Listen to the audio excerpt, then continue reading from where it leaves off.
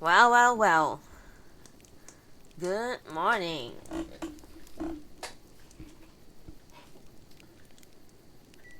Following the tradition of Ariana Nuna being a tardy person, I woke up late today because I was so tired yesterday. So tired yesterday. I got stuck in a traffic jam for like an hour just to get home. It's ridiculous. Absolutely ridiculous. Absolutely ridiculous. Did not enjoy the traffic jam. Reminded me why I wanted to turn into freelance work instead of full-time job elsewhere, where I have to drive there and back to and fro just to get to work. So I'm late.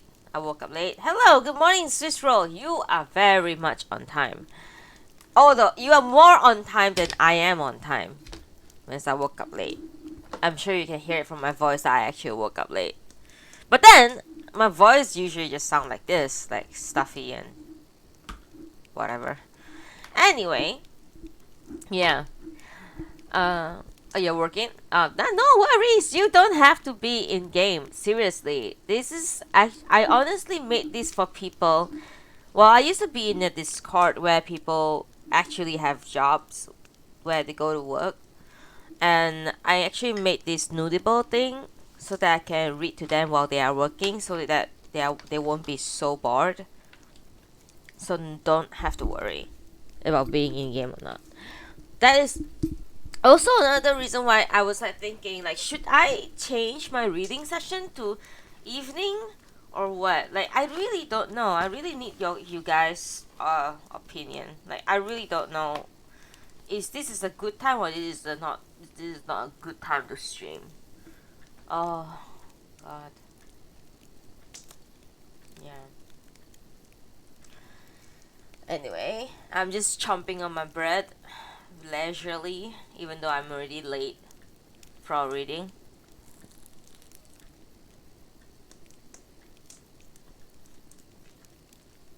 A bakery near me makes really good seaweed seaweed butter.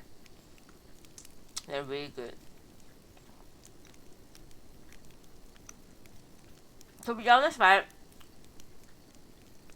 this is a good timing for me because it encouraged me to wake up early.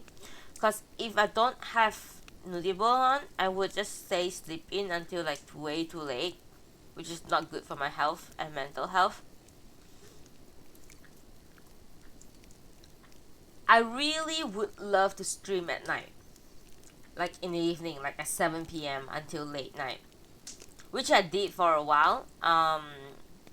About 6 months or so ago, I played Borderlands with a bunch of boys, and it was a lot of fun. It was seriously a lot of fun to play Borderlands like into late into the night. It was like really a lot of fun. I wish I could continue that. I wish that uh, my friend streamer would be up for that, but I think he's not interested in that anymore. Borderlands is really fun to play. Our plan was to play through the entire Borderlands series, but so far, if you look into my VOD, there were only like three Borderland videos. It's like we only played 3 times. It's so sad. Like it was so much fun.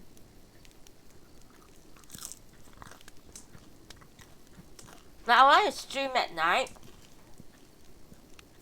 another game that is not 14. Maybe Final Fantasy classic stuff like 8, 7, 9. I have all of those.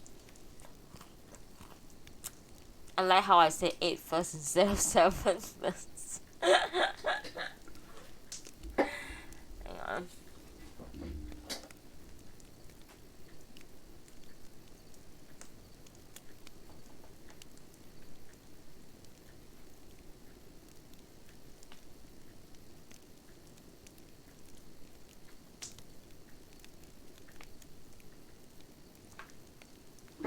So I'm not sure.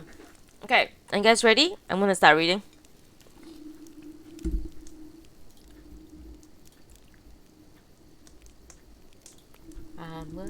reading. Let me sip my coffee. Then I will start reading.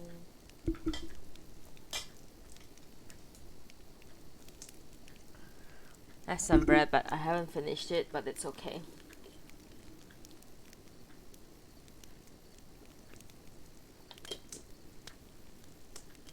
Don't wanna babbling. I don't wanna babble for too long. Yesterday, and just last babble before I gonna read the book. Yesterday, I was in a hurry to go out of the house for an appointment, and I was in such a hurry that I fucking pour like half of my cup from my coffee cup, half cup of my coffee, onto my mechanical keyboard, and I was like, ah! Ah! It was terrifying. And then I couldn't type on it after that. It was terrible. It was horrifying because mechanical keyboards aren't cheap. And I couldn't type on it for so I was like, I had to go, so I couldn't fix anything. So the next thing I had to do was just put it by the window and sun it. And when I came back, like about 6 hours later, it worked. So the lesson here is that if you pour a lot an insane amount of liquid into your keyboard, your mechanical keyboard, just put it under the sun. After 6 hours, they'll be back to normal. Trust me, it has happened to me. Well, unless I don't know what kind of liquid you pour into it. I mean, I poured like coffee that has like oat milk in it.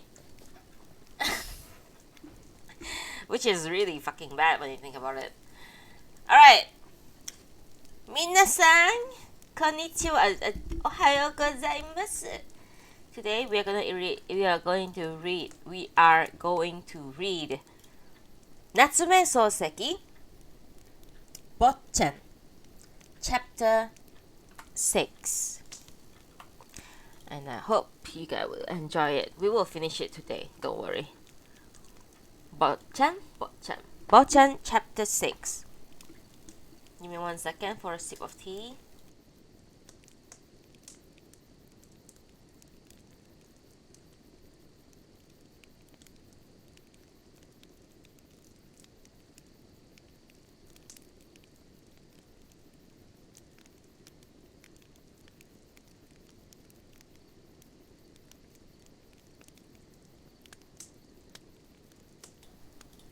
Alright, Chapter 6, Botchan by Natsume Sōseki. I dislike Noda, the flatterer. Japan will gain much if such a fellow will be sent down to the bottom of the sea with a millstone around his neck. I have an aversion to Red Shirt because of his voice. I can assure you that his natural voice is rough, but from affectation he's trying hard to show people how sweet his voice is. He may put on airs as much as he wishes, but his features will gain little favor with the fairer sex save Madonna or some such coquette. But being Dean, he speaks for harder things than the poor artist. On the way home, I considered what he had told me. Thought there were some reasons for his warning. True, he had never given me any definite facts, but which I could conjecture who the devil was, yet his admonition seemed to be directed against the person of the porcupine himself. If so, why could he not say so plainly? It was not a manly way. And were Porcupine such a rascal, he had better dismiss him at once. Even Bungakushi turned out to be a mere puppet when placed in the post of dean. He who cannot speak openly, give out the name of the wrongdoer in a confidential talk, must be a weakling. A weakling is generally kindly disposed, and Red Shirt seems to have womanly kindness. Kindness is one thing, voice is another. To dislike one's voice is not to blot out one's kindness. It would be a misdirected action. Be that as it may, a mystery of the world where he, to whom one has an instinctive aversion to kind, while those to whom one can open his heart as friends are rascals. They must be making a fool out of me here. In all probabilities, as this is an out-of-the-way country place, topsy-turvydom seems to be a prevailing feature contrary to Tokyo. Peace does not seem to dwell here. It is a dangerous place. Before long, I may see fire become ice, tofu, stone. But nobody could believe that Porcupine would incite his students. Mischief does not seem to exist in his nature. True, he could do almost anything in the world, as he was said to be the most popular teacher among the boys. However, he need not take such a roundabout method. He could directly come and pick a quarrel with me, and it would save him a great deal of trouble.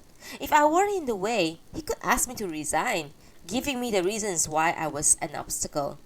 Thus, a great deal of time and trouble would be saved. A talk together would bring us into better understanding. I should not hesitate to give up my position as soon as tomorrow, provided the reasons he gave were just and sincere. Bread might be had not only here in this place, but anywhere I go. Wherever I might roam about, I was sure I should not be so wretched as to lead the life of a dog. I thought Porcupine was a more sensible fellow. It was Porcupine himself who treated me with ice water when I first came here. To be treated even with a single cup of ice water by such a double-faced scoundrel would be a contamination upon my character.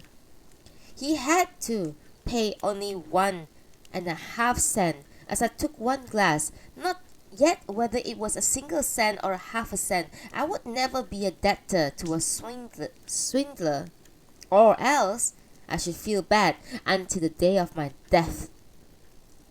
He shall have 1.5 cents tomorrow when I go to school. I have a loan of 3 yen from Kiyo, which I have not yet returned, although 5 years have passed. Do not think I cannot pay it back, but I will not, for the noble Kiyo will never dream of being paid back. She never lends me money in the prospect of my greater income. On my part too, it would be a sin to think of returning it, as it would indicate that the tie binding us is based on duty and not upon affection. The more I think of such a thing, the greater pain it would give Kiyo, for it might mean that I doubted the purity of her mind. It is true, the debt has not been paid back, but it is not because I consider it nothing.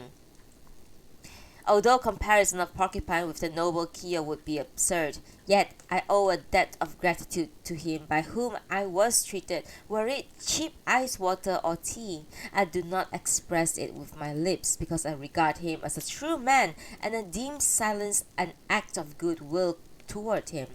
If I pay my share, it will cancel all, but to keep it inside my heart as a sacred debt will be a far greater return present than gold can buy.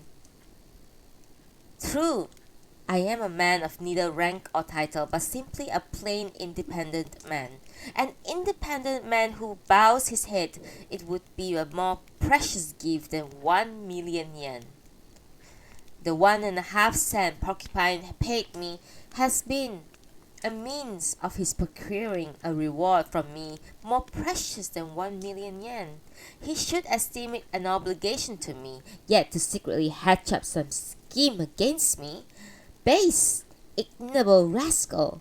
So soon as I pay him that cursed fraction of money tomorrow, I will be neither creditor nor debtor. Then the field will be open to take issue with him. I thought thus far, when I sleep, which had been busy trying to make me her prey, succeeded, and I fell asleep fast. Then the next day, having a plan known only to me, I went to school much earlier than usual and waited for Porcupine to come. He was very slow to make his appearance that morning. First came Green Squash, then the teacher of Chinese classics, then Nora, the clown. Then, lastly, Red Shirt made his grand appearance, but Porcupine's desk was so innocently quiet, with a piece of chocolate lengthwise on it, as if it were waiting for its owner to come. Intending to give it back to Porcupine as soon as I went into the teacher's room, I had carried all the way from home 1.5 cents in my palm, as is done in going to the public bath. Mine, being a greasy hand, I found an opening that the money was wet with sweat. Thinking he would object to accept the wet money, I placed the coppers on the desk, blew them 2-3 times, and then put them back into my palm again, when Red Shirt came and apologized to me, saying he had given me much trouble the previous day. "No, indeed," said I. "Thanks to your kindness, I got hungry as a wolf." At this, the dean rested his elbow on the desk of Porcupine's brought his even flat face so near my nose that I wondered what he was going to do. No sooner had he finished the maneuver than he said to me, "Please keep between you and me the talk we had yesterday on our return. I hope it has been disclosed to nobody yet." Being the possessor of a feminine voice, Red Shirt seems to be an over-anxious soul. Certainly I had yet told it to nobody, but to be bound by an oath not to disclose it was an awful handicap to me, since I had carried the coppers all the time in my palm, intending a disclosure. The dean should have been a little bit bolder. True, he had never said the schemer was Porcupine, yet enough had been said to enable one to guess who it was. Now he wanted me not to solve the riddle as it was inconvenient to him. It was an act of injustice inexcusable for a dean.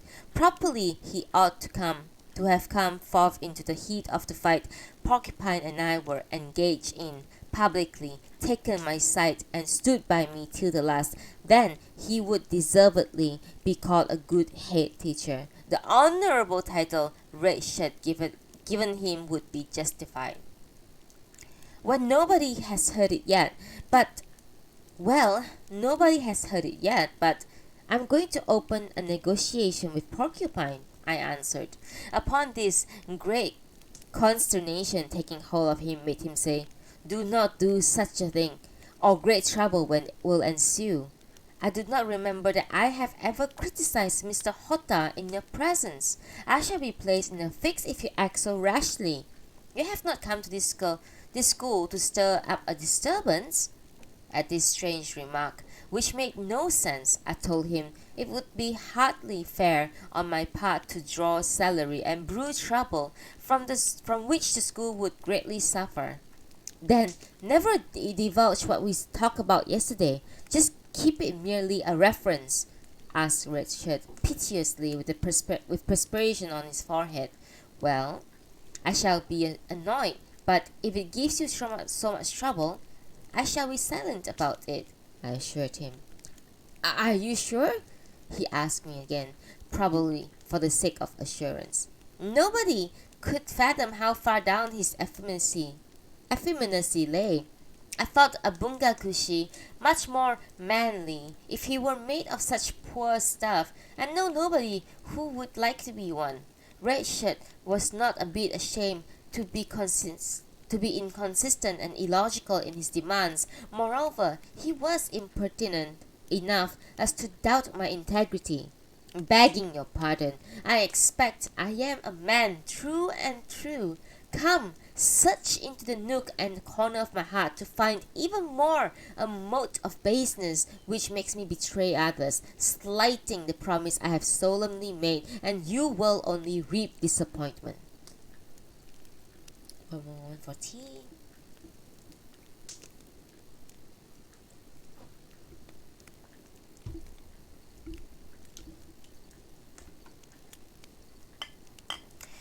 By this time, the desk on each side of me had been occupied by its owner. The dean hastily returned to his own seat. He has an affected manner of walking. Walking up and down the room, he noisily lets down the sole of his soles. the sole of his shoes. I did not know till then that a noiseless gate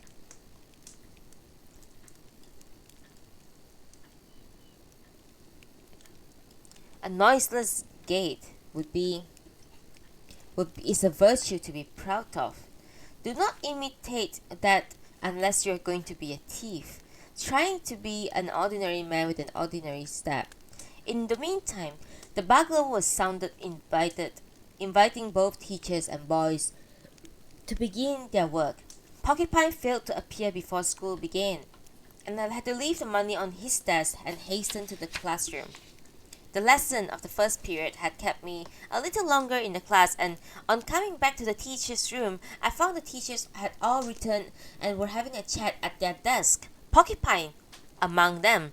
I thought he had stayed away from the school that day, but he was only a little late. No sooner had he seen me than he said he had been behind time on account of me and demanded a fine of me. I took up the coppers from the desk and laid it before him and said that the money was the price of the ice I had taken the other day on the main street. I asked him to take and put them back into his pocket. He was going to make fun of me, calling it nonsense, but seeing me rather serious, he swept the money back to my desk, telling me that it was a stupid joke. Willy-nilly. Was I destined to be treated by him after all? It's not a joke. I am in earnest, I said. I have no reason to be treated with ice water by you, and I mean to pay. You have no good reason to refuse. If you are so scrupulous about the cursed 1.5 cents, I shall not be so obstinate to refuse, as he answered. But will you please explain why you did not pay it sooner, but have waited till now, as if the thought came like a lightning flash?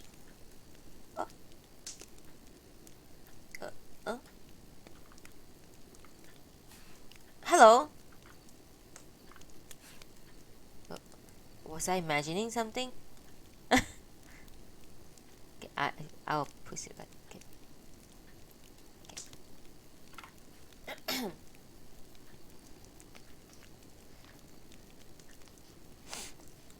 Sorry. It matters little whether it is right now or some other time, I replied. I do not like to have you stand in the street. I want to pay, that is all. Porcupine, who had coolly been staring me in the face, says, "Pooh." At this point, I would have exposed his baseness and fought him, but for Red Shirt's request, yet I could not make a move, since I had promised to be silent about it. He should never have said "pooh" when the other becomes so red-hot in anger. "Yes, I shall take the price of the ice water," he said, "but get out of the house where you board." "Take the money and I am content," I returned. "I'm perfectly free to leave the boarding house or to stay there right on." "No, that will not do," he said. "The master of the house you board with called upon me yesterday, asked me to tell you to leave the room you are in. I demanded the reasons, which he gave. I thought them quite reasonable, but considering it very important to inquire more carefully, I called at his house this morning and heard the particulars." What had he been talking about gave me no meaning.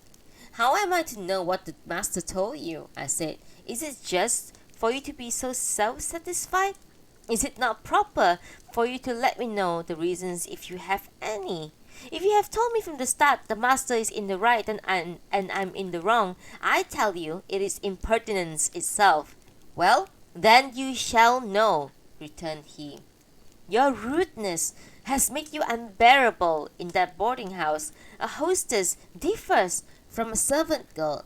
It is a little haughty and act to stretch out your feet and tell her to wipe them clean." "When did I make her wipe my feet?" I demanded. "I'm not so sure of it," he replied, "but it is a fact that they were at loss what to do with you. You are a nuisance to them. The 10 or 15 yen they get from you for board and lodging a month could easily be earned," the host said, "by selling one hanging picture." "Braggart! Swindler! Why did he then invite me to make my home with them, I wonder?" "I do not know why. They asked you to come and live with them, that is true, but now they want you no more and wish you would leave them immediately. Do leave. Of course, I will. I would not stay there a moment longer. If they should clasp their hands in supplication, you are to blame to have taken me to the home of such an impostor. I am to blame, or you are in the wrong. It is one or the other. Quick-tempered as I am, Porcupine is no less so. We were quarreling as loud voices as we possibly make, each striving to beat the other in loudness. All the other people in the room were looking at us, wondering what the matter was. They looked quite foolish with their chins hung down. Having done nothing unworthy of me as far as I remembered, I stood up in the middle of the room and gave each one a deliberate stare. All was scared by it, save Noda the clown, who smiled a complacent smile. When, however, my big, sharp, penetrating eyes rested upon his gourd-like face, as if asking if he was ready to pick a quarrel with me, he all at once became very serious and polite. Terror, I presume, had come upon him.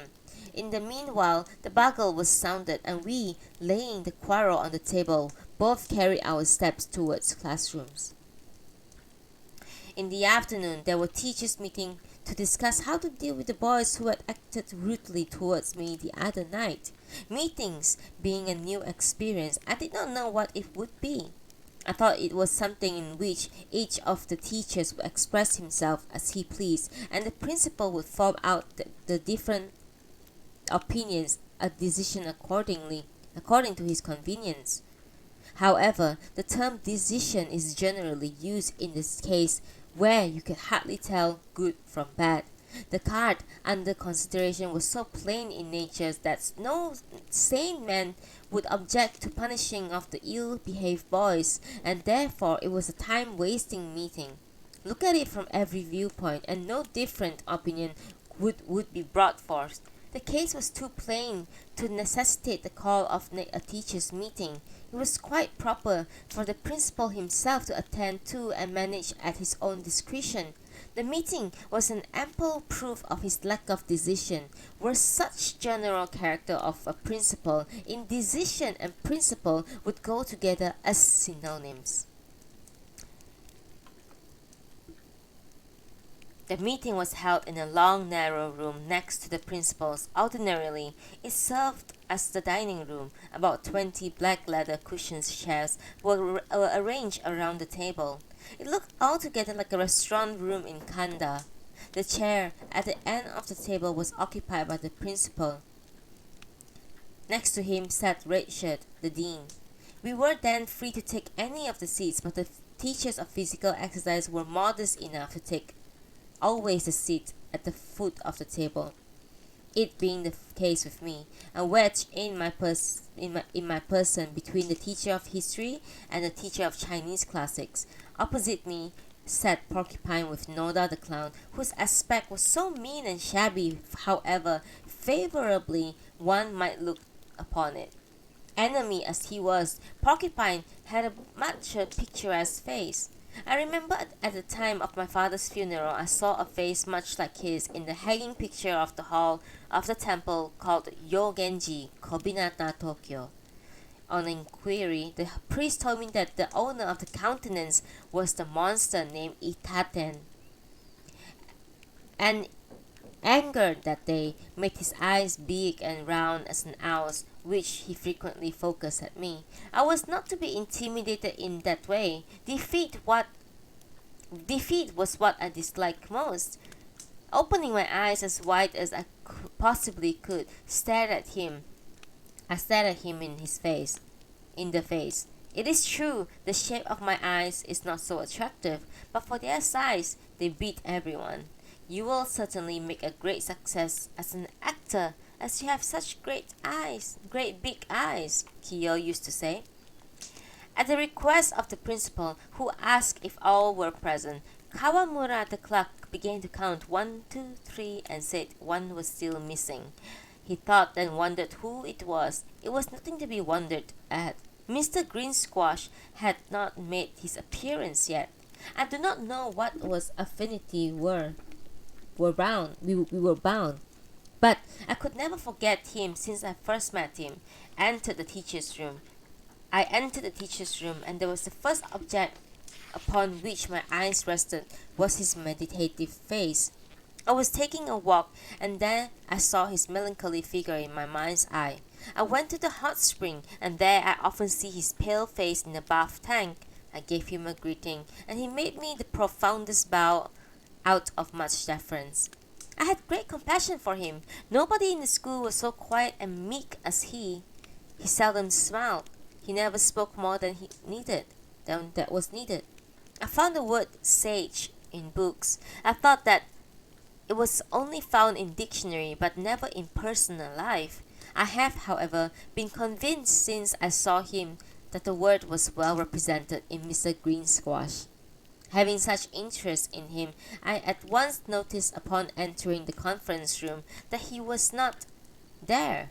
In fact, on attending meeting, I expected to sit beside this good man, thinking he would surely be there. The principal said that he expected him any moment, and unfolding the purple silk cloth parcel placed before him, he took out some mimeographed documents and began to read. As for Red Shirt, he commended wiping his amber pipe with his silk handkerchief. This seems to be his favorite pursuit, and I thought it was quite becoming to him.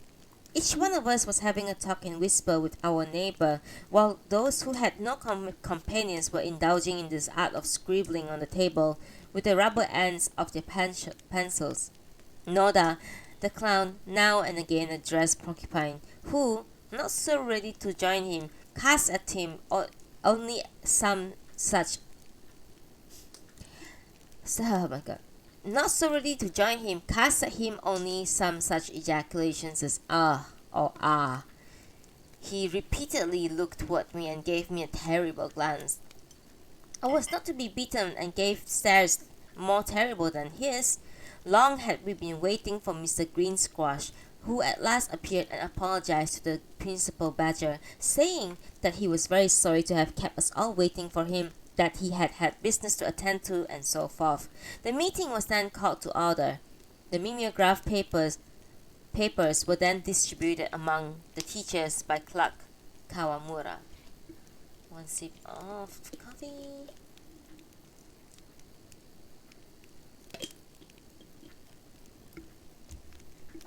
The first was how to punish the boys. The second, how to give them better discipline with 2 or more items. Principal Badger then, with such dignity as usual, stood up and made the following speech in such a grand manner as if he were an incarnation of education.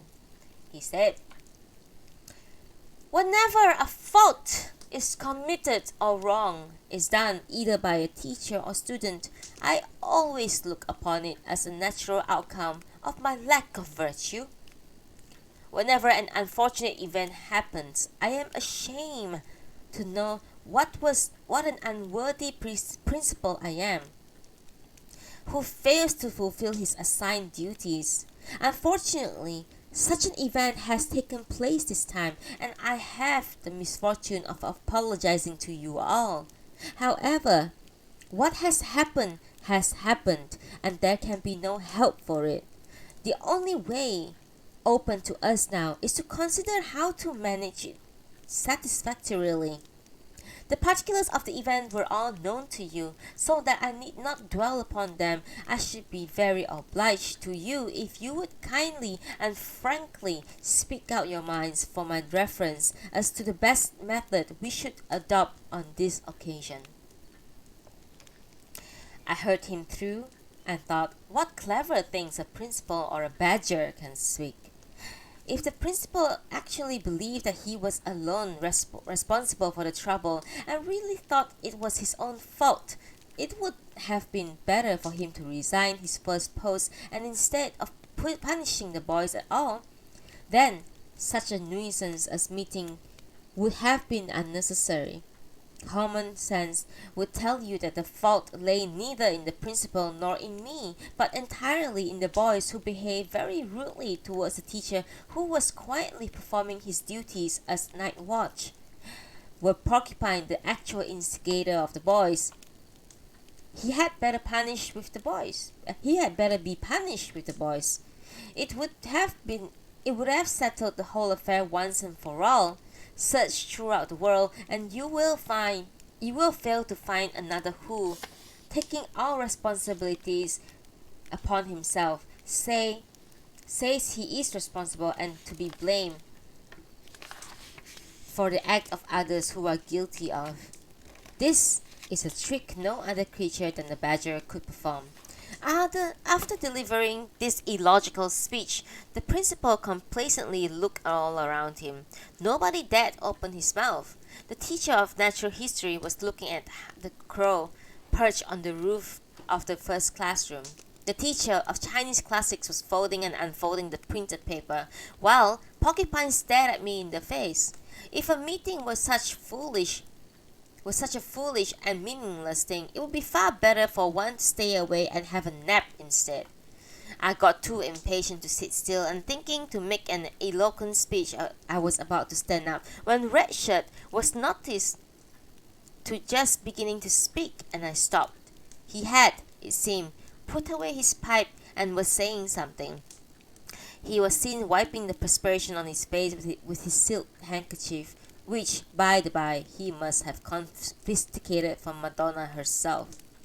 I say gentlemen should use a snow-white linen handkerchief, he said. I am sorry to hear of the unfortunate event caused by the rude boys in the dormitory. I am greatly ashamed as a dean that my discipline of them was not thorough, and my influence upon them was not strong enough to prevent them from behaving brutally towards their teacher. Such a thing always happens whenever there is weakness somewhere. A superficial observer may think the fault lies entirely in the students, but if one goes a little deeper and inquires into the matter more carefully, one will perhaps find the responsibility all lies in the school itself.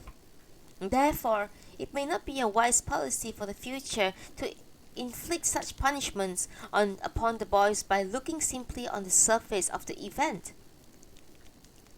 Moreover, being lads full of life and energy, they may be tempted to do naughty things. They may not have thought it bad, but rather may have done it half unconsciously, although the mode of punishment lies entirely in the hands of the principal himself, and I have no right to interfere. Still, I wish, if it could be wished, that he would be lenient and considerate enough to inflict upon them as slight punishment as he possibly could. With this, Red Shirt resumed his seat, much elated. Badger is clever. Red Shirt is no less so. They both declared that the boys were not to be blamed when they are naughty, but the teacher. A man of mental derangement strikes you on the head. You are bad, and the lunatic strikes you. Thus the logic goes on. Happy stars! If the boys are full of energy, let them go out into the playground and have wrestling. Unbearable it would be if grasshoppers were thrown into one's bed half unconsciously. If this go on and on, one's head will be cut off and carried away while one is asleep, and they will set the headhunters free, saying that it has partly been done out of unconsciousness. Whoa, shit. You know what? This is just commentary on Japanese legal system, basically. How their murders can just go scot-free because, it's a system fault, not the person's fault. Yep. Yeah, right. One sip of coffee.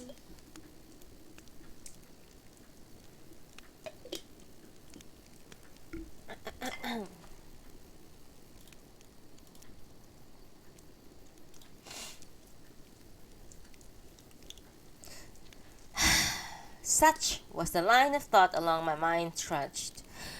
I had thought to say something, but if I spoke at all, it would never do unless I could do so eloquently as to make the hammer The hearers wonder stricken. Anger, however, make me stammer in speech making and usually chokes me to full stop after I've uttered 2 or 3 words. It is my peculiar weakness. Badger and Redshirt are far below me in character, but they are much cleverer in speech, and it would never do for me to be found fault for a slip in the tongue. Let me meditate what I should say on the occasion, and I shall build up a fine speech in my mind. When I was surprised to see Noda the clown suddenly stand up to speak. It was extremely assuming on the part of the poor artist to express his poor opinion. He spoke in his usual pert manner. The grasshopper and the war cry, affairs which unfortunately happened this time, are very deplorable events which make us, well-wishers of the school, entertain doubts and fears about the future prosperity of the school. We teachers should, on this occasion, reflect on and examine our own conduct so as to help make the discipline of the school better. Therefore, that which both the principal and the dean have just said is good and to the point, and I have the honor of supporting it thoroughly.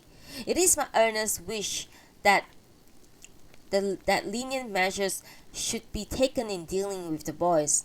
What the artist said had many words but very little sense. He profusely used classical Chinese words, but what I made out of his speech was only the sentence, "I support it with all my heart." I hardly understood what Noda the clown said, but as it irritated me beyond control, I stood up before the outlines of my intended speech were fairly formed. "I disagree with him from head to foot," I began, but no other words coming to my succor, I added, "Well, I dislike such nonsense, such an idiotic measures." Upon this, the teachers all burst out laughing. "The fault lies entirely with the students. Bad habits will be formed in them if you do not make them apologize to me. Expelling them from the school will not be so harsh a measure. What an act of insolence! They made a fool of me as I was a newcomer." Having said this, I resumed my seat. Then the teacher of natural history on my right said that though the boys were bad, too harsh a punishment would drive them into reaction, and that he agreed with the dean in adopting a mild measure. The teacher of Chinese classics was also in favor of a lenient measure. The teacher of history was a supporter of Red Shirt too. Shocking! Mostly partisans of the dean. It would be quite ideal to run a school organized by a company of such personage. I had made up my mind to make the boys apologize to me, or else I resigned my post. And if Redshirt got the victory over me, I was ready to go home and pack up all my effects. I knew I could hardly vanquish this man in speech, and if I did, it would never do for me to associate with them any longer. Their company would be repulsive. I was resolved not to stay in the school. But what did I care then?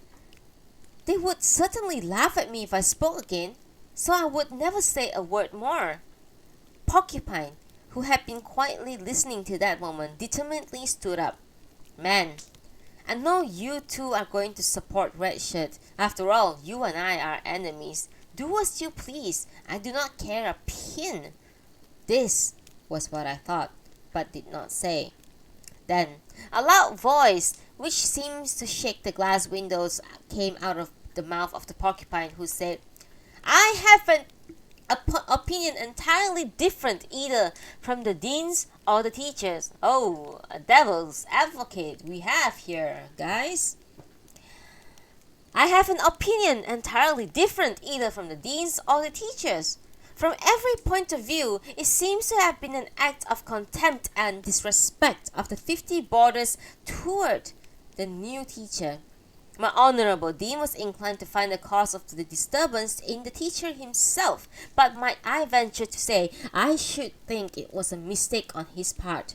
That teacher had arrived at the school and met the classes only 20 days before he was ordered to be on night duty. No sensible man would think that short period of time was sufficient for the boys to know the teacher and pass a fair judgment upon his character and learning. Were there some reasons justifying their contempt towards the teacher, it might not be improper to make some allowance for the boys, but there were no such reasons at all. They simply behaved rudely towards a new teacher in order to make fun of him. If the school, overlooking this plain fact, should let the perfidious boys go free without punishment, the dignity of the school would fall to the ground and be trodden upon. True education, I understand, does not simply help young men to obtain knowledge, but to inspire a noble, sincere, gentleman spirit into their whole being, so as to drive out the wild, perfidious, proud, overbearing dispositions from their minds. If fearing action, or that the disturbance would become greater or worse, we adopt a lukewarm measures, these bad practices, I am afraid, will never be destroyed. We are here, in this school, as teachers, in order that we may pull up these corrupt manners by the roots. Were we to look over this fact, I think we should never have become teachers.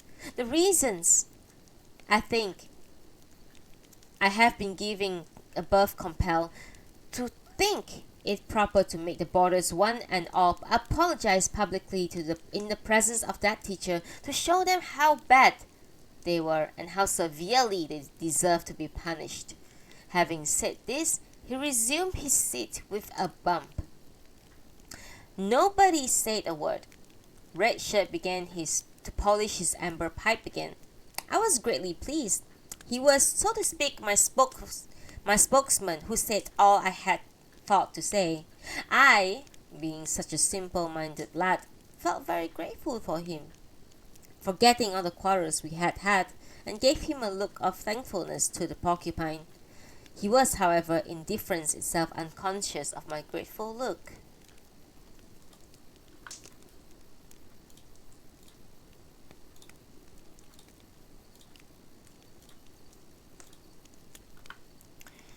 One sip of tea.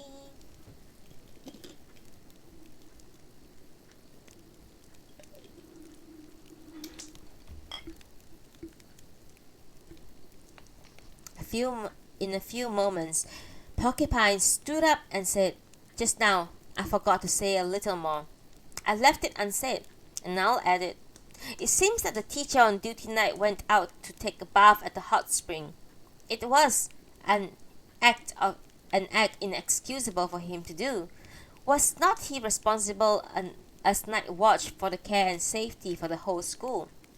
But seeing there was nobody to stop him, he boldly went out, and where do you think he went? Why, the hot spring was the destination of his deliberate choice.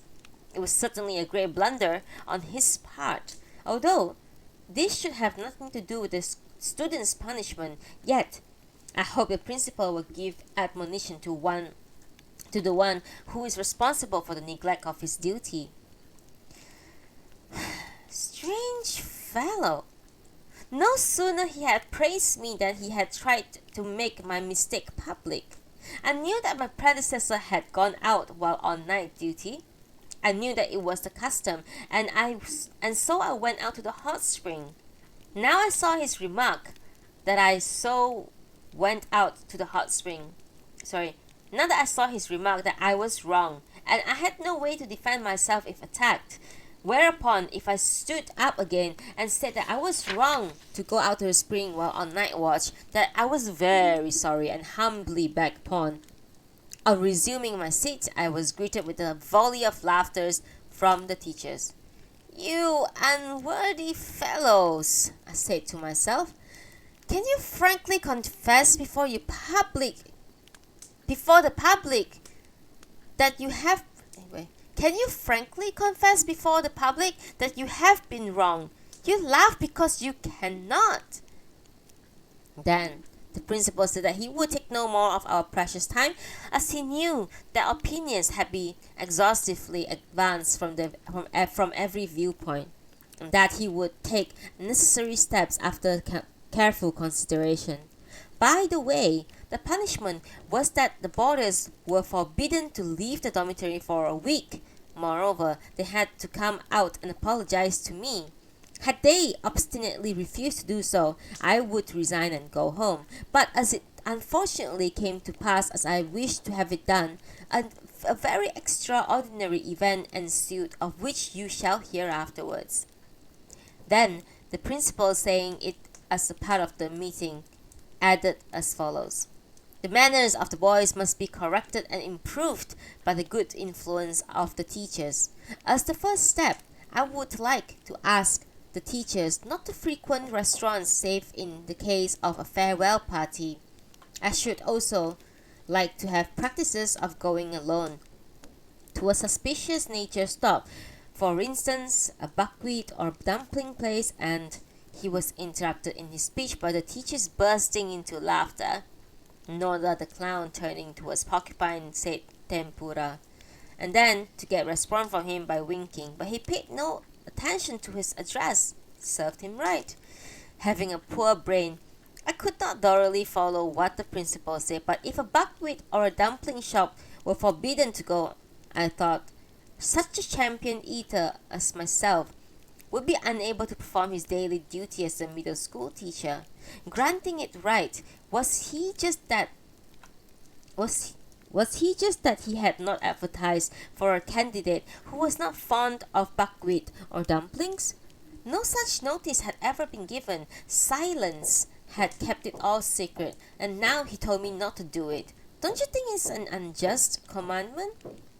It was a great blow to me, who had no other pleasure to resort to. Then Red Shirt again stood up and said, teachers of middle school, being naturally placed above the level of society, should not always go after material pleasures, for indulge in they will have a bad influence upon their character. You can't even go out and eat? What the fuck is this? Sorry. However, a man, not being an angel, must have some kind of recreation, or he would be unable to live at such a small place in the country. Therefore, the connection to my internet has lost. What happened?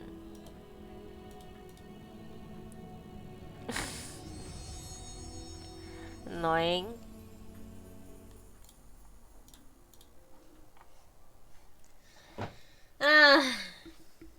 Therefore, where did I stop?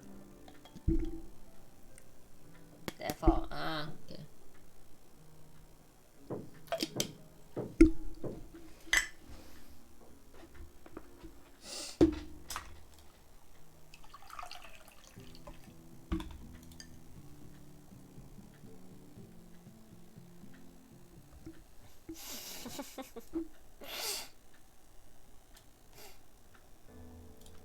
Sorry. I don't know what happened.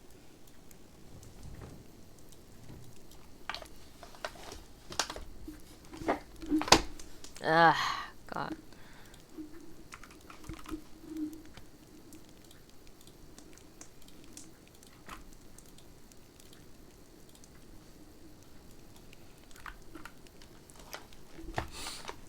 Hey, it's not bad, it's not bad.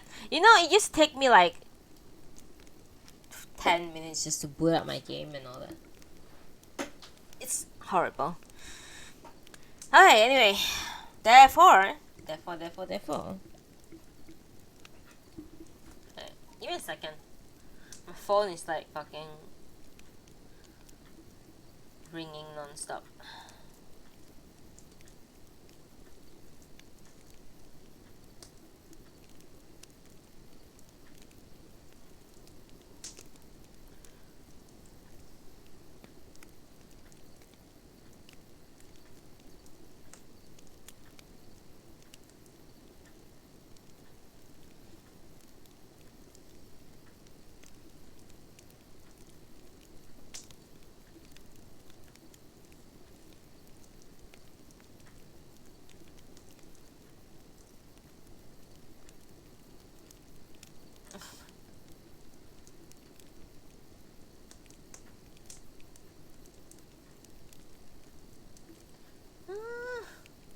taking a short few minutes break.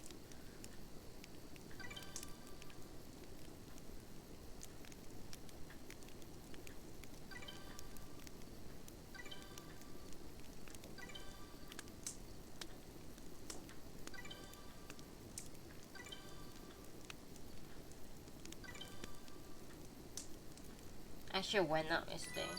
I know, it sounds ridiculous. Nuna went out yesterday? Nuna actually drove out yesterday? What? How's that possible? She doesn't get out of her house. I know.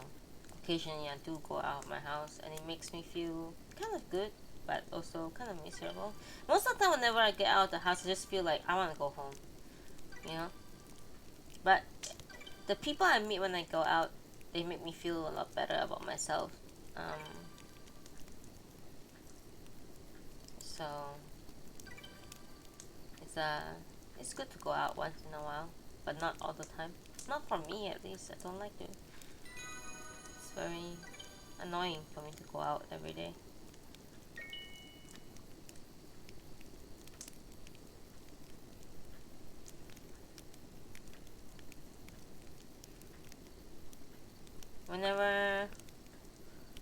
Whenever I thought about going out, it just tires me out, basically.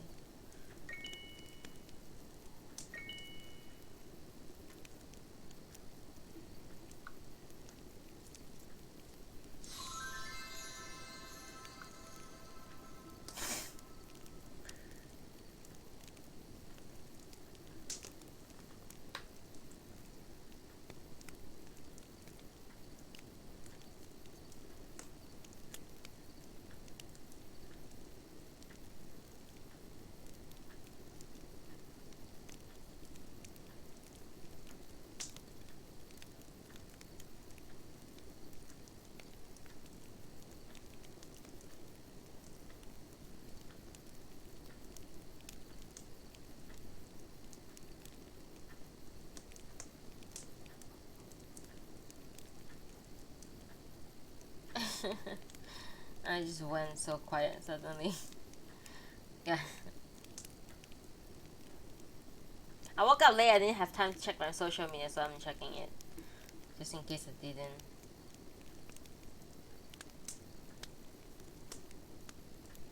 Miss out anything. Why do we need to do that? Why do we need to check social media? Why do we need to? Anyway, let's go. Therefore, okay, let's go back one sentence before. However, a man not being an angel must have some kind of recreation, or he would be unable to live at such a small place in the country. Therefore, going out fishing, enjoying literature, composing a poem of the new school, or an epigram become a necessity to his existence. In short, he should try to find a refined pleasure in mental and spiritual pursuit. Dude, eating food is a mental and spirit and is a refined pleasure in mental and spiritual pursuit, man. Fuck you guys, man. Eating is like what makes me the happiest, bruh. Or trying to eat trying new food or something. You know what I mean? Stupid idiots. Anyway. Taking advantage of the silence we kept, the proud dean went on speaking as he pleased. Going out into the open sea to catch fertilizer fish, Gorky became Gorky, a Russian man of letters, having his sweetheart, the dancing girl, stand under a pine tree, or composing a poem of 17 syllables, such as "A frog plunged into the old pond," and a famous epigram of Basho the poet. If these were mental and spiritual recreation, it would be also a mental pleasure to eat tempura and dumpling. Listen, see? He's right. Botchan is right, okay? It would be far better and wiser for him to be washing his red shirt clean than to give an obsolete lecture on an obsolete subject. My anger getting beyond control, I calmly asked him if it was a mental pleasure to meet his Madonna. Nobody laughed this time. Making strange faces, they winked and looked at one another. Red Shirt hung his head as if in great pain. Behold, the sting has gone home to his heart. However, I was very sorry for Mr. Green Squash, whose pale face grew paler as he saw I shot poisonous arrows at the heart of Red Shirt the Dean. Oh, that was the end of chapter 6. Chapter 7. That very night, I left the room of the house I boarded in. Going home, I began to pack up my things when the mistress of the house appeared and asked me if there had been anything bad that made me angry, that she would try to amend if I would kindly tell her. Mystery. Wonder. How is this world so full of inconsistencies? Does she really want me to leave her house or stay in? Conjecture was impossible. It was altogether an act of lunatic. Had I quarrelled with such a woman of such mental derangement, the good name of a Edo man would have been spoiled. So, securing a rickshaw man, I was out of the house in a minute. I left the house, but had no prospect of any place where I could stay. The rickshaw man asked me where was I going. I simply told him to follow me and that soon he would find out. Thus, I was going away in a quick pace and thought it might go to Yamashiroya, the hotel, as it would save me such much trouble. My second thought, however, did not prove the plan, as I should have to leave the hotel on the account. Oh my god, what's going on?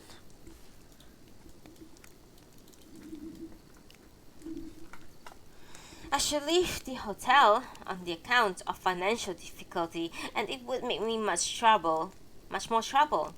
By walking along in this way, I thought that we might find a house with the sign "We take boarders" or some such notice. Well, there, I would go in and make my home. Believing it a guidance from above, I was going around and around, hunting for a quiet place where I could live in comfort and peace, until I at last found myself on a blacksmith street, where I knew no boarding houses could be found, as it was a street of samurai residences. I thought of retracing my steps to a more crowded, busier place, when I struck upon a happy idea.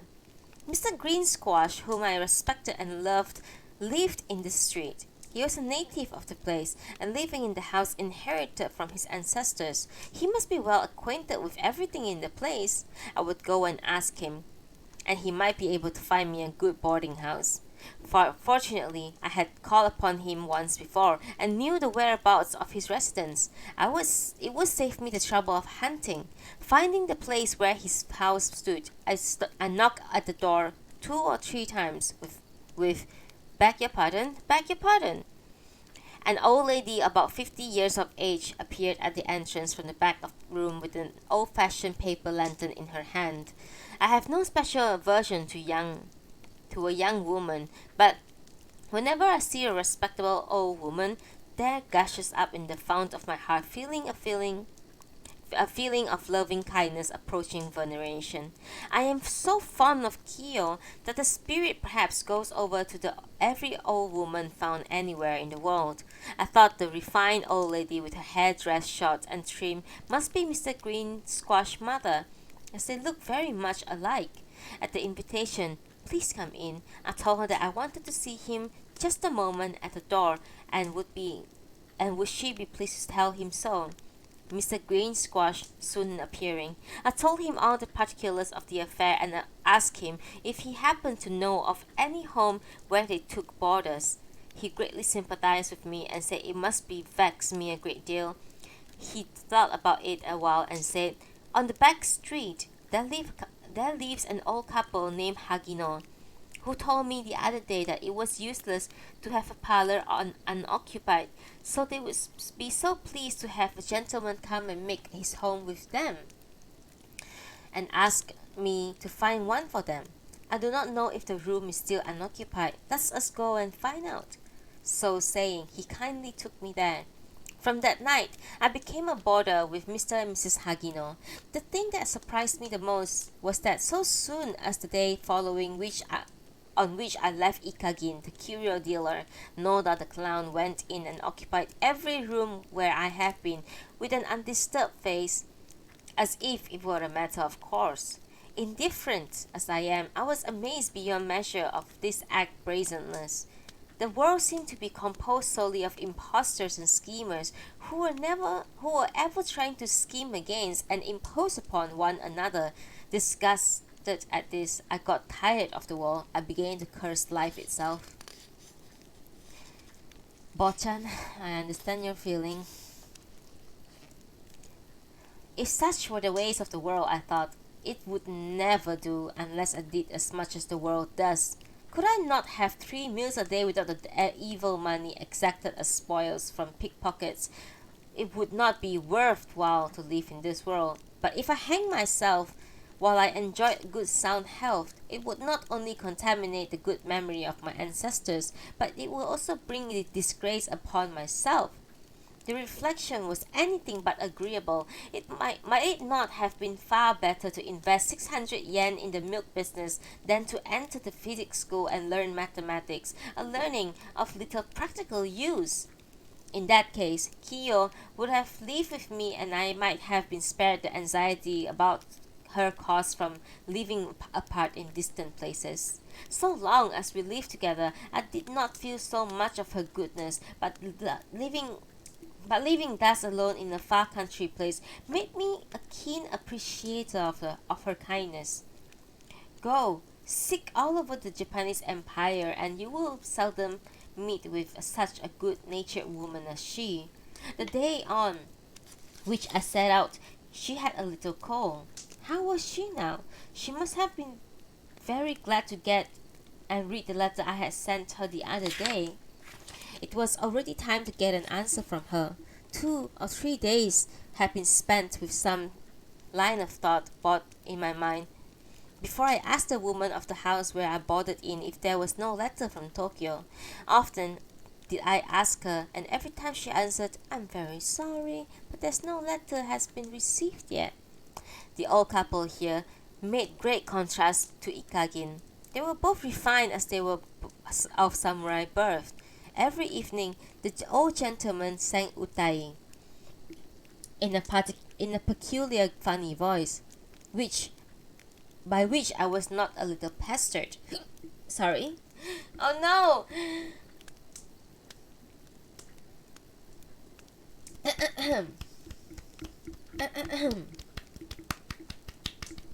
Drink water, hydrate.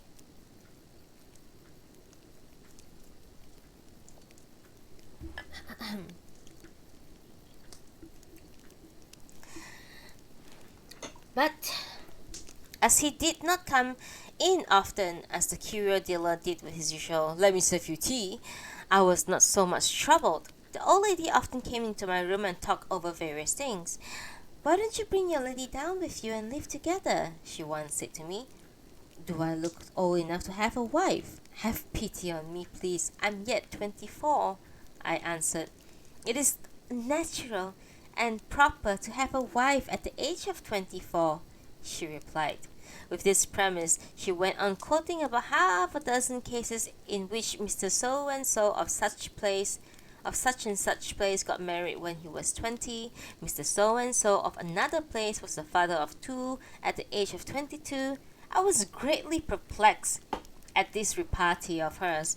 "Then I shall be glad to have a wife at 24. Will you please find me a good one?" I said, using a dialectical phrase or two of her native place. She seemed, however, to doubt the sincerity of my request and asked if I was in earnest. Am I in earnest? I am earnestness itself. I want so much to be a bridegroom, and cannot help that. Well, that is always the case with young folks. Yes, everybody has the same experience when young. I was too much taken aback at this frank statement of hers to make an immediate answer. "But my young professor," she said, "I am quite sure you are a married man. I know it well. My experience, I tells me so.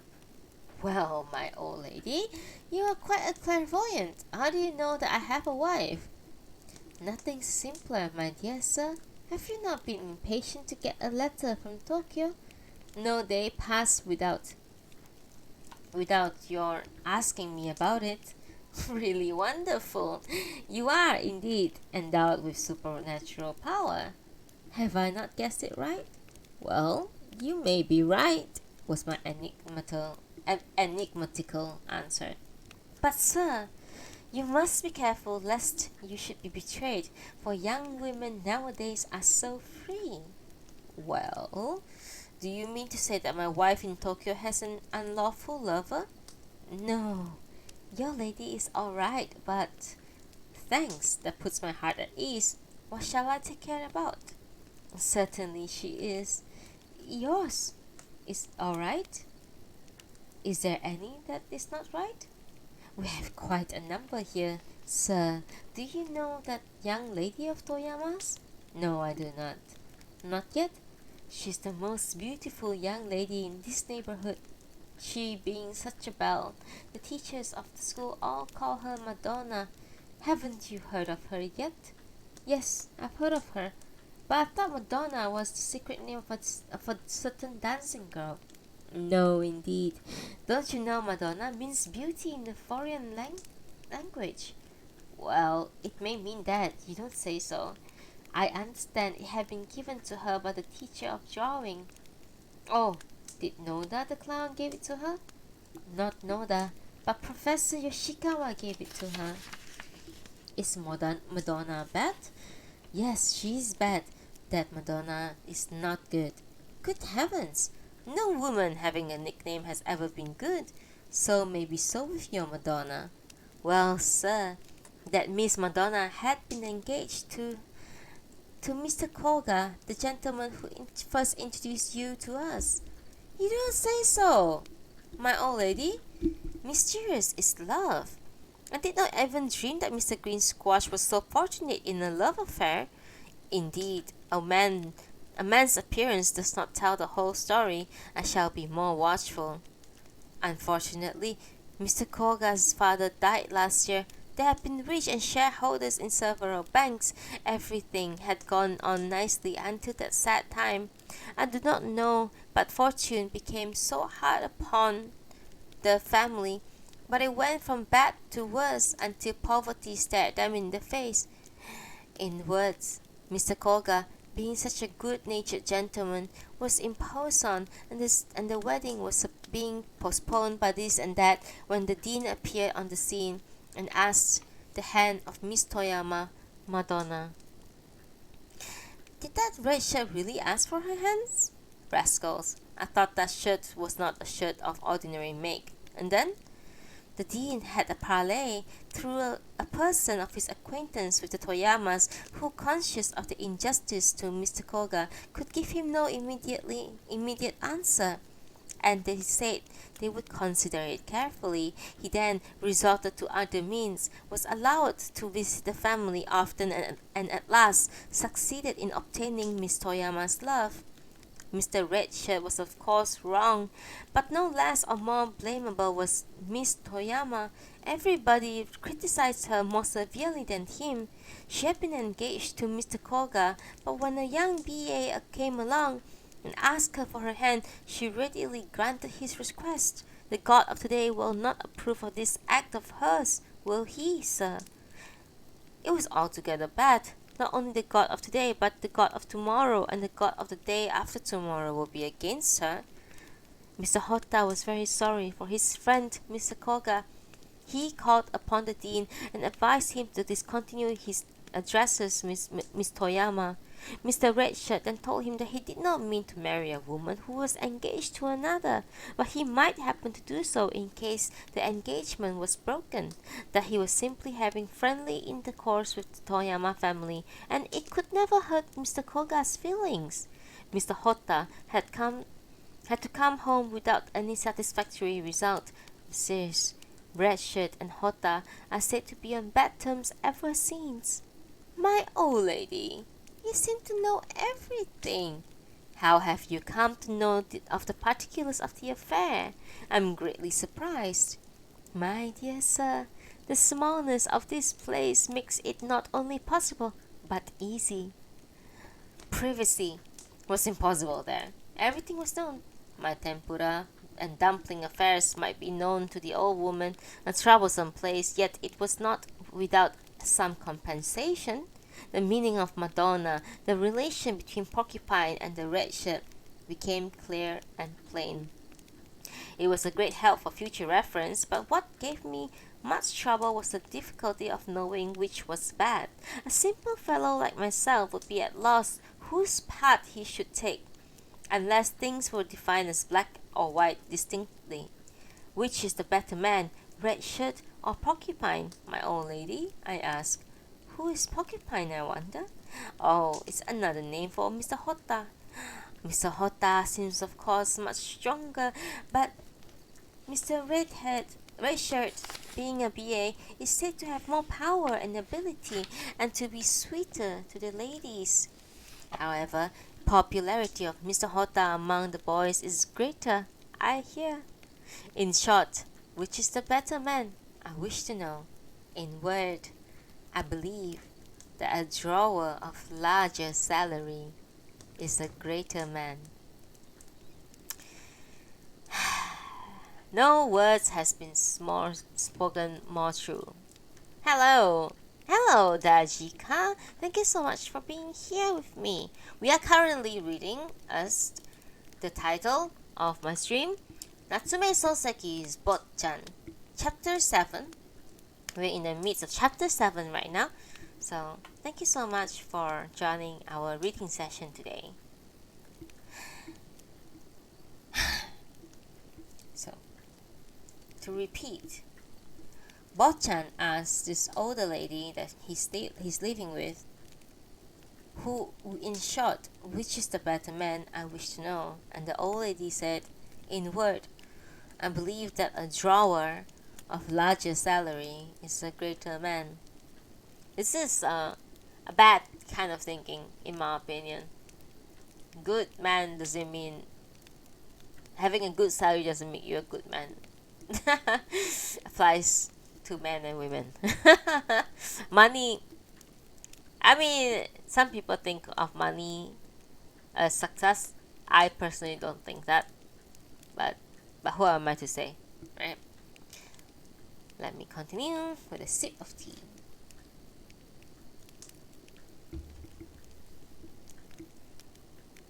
Finding no further inquiry was useful, I stopped. 2 or 3 days later, when I came home from school, the old mistress of the house came with a broad smile upon her lips and gave me a letter saying that it had been long expected by me and had been received at last, that I should give it a long, careful reading. Taking it up after she had left the room, I found it was a letter from Kiyo.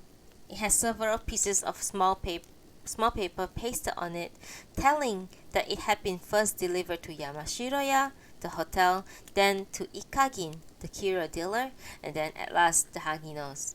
Moreover, it seemed the letter had been detained for about a week in Yamashiroya, where travelers as well as letters seemed to find lodging. I opened it and found it a very long letter. It ran as follows. My dear Botchan, no sooner had I received your letter than I thought to write you an answer. Unfortunately, I had a cold which kept me in bed for about a week, hence the delay. Moreover, unlike young ladies nowadays who are good hands at reading and writing, I had to spend a great deal of time and pains over the letter. Poor as the characters I have written are, I thought of asking my nephew to write it for me, but considering it would never do unless I did it myself, I first wrote a draft and made a nice clean copy afterward. It took me 2 days to make a fair copy, but 4 days had been spent over the draft. Doubtless it is hard letter to read, but I have taken so great pains to write it. Please go through it to the end. With this introduction, the letter was about 4 feet long and went on telling one thing and another. It was indeed a hard letter to read. Not only was the penmanship poor, but it was altogether spelled in hiragana, with no punctuation marks. Where it began or where it ended was impossible to tell, and great pains were taken to punctuate it in myself. A reward of 5 yen would hardly induce me to read such a long letter, as I am such a hasty driving soul. But it had come from Kiyo. I patiently went through it from beginning to the end. Yes, I went through it. But as it took a great deal of pains in going through it, I remember very little what was in it. So, I began from the beginning. The room, having got a little darker, made it a little harder to read, and I at last went out to the edge of the veranda where my legs dangled down, and I continued to read patiently when the wind of early fall sprang up and shook the broad leaves of banana plants in the garden, gave it a cool breath on my body, and on its return took on its wings the letter I had been intently reading, out into the garden, to the length of 4 or more feet with rustling sound.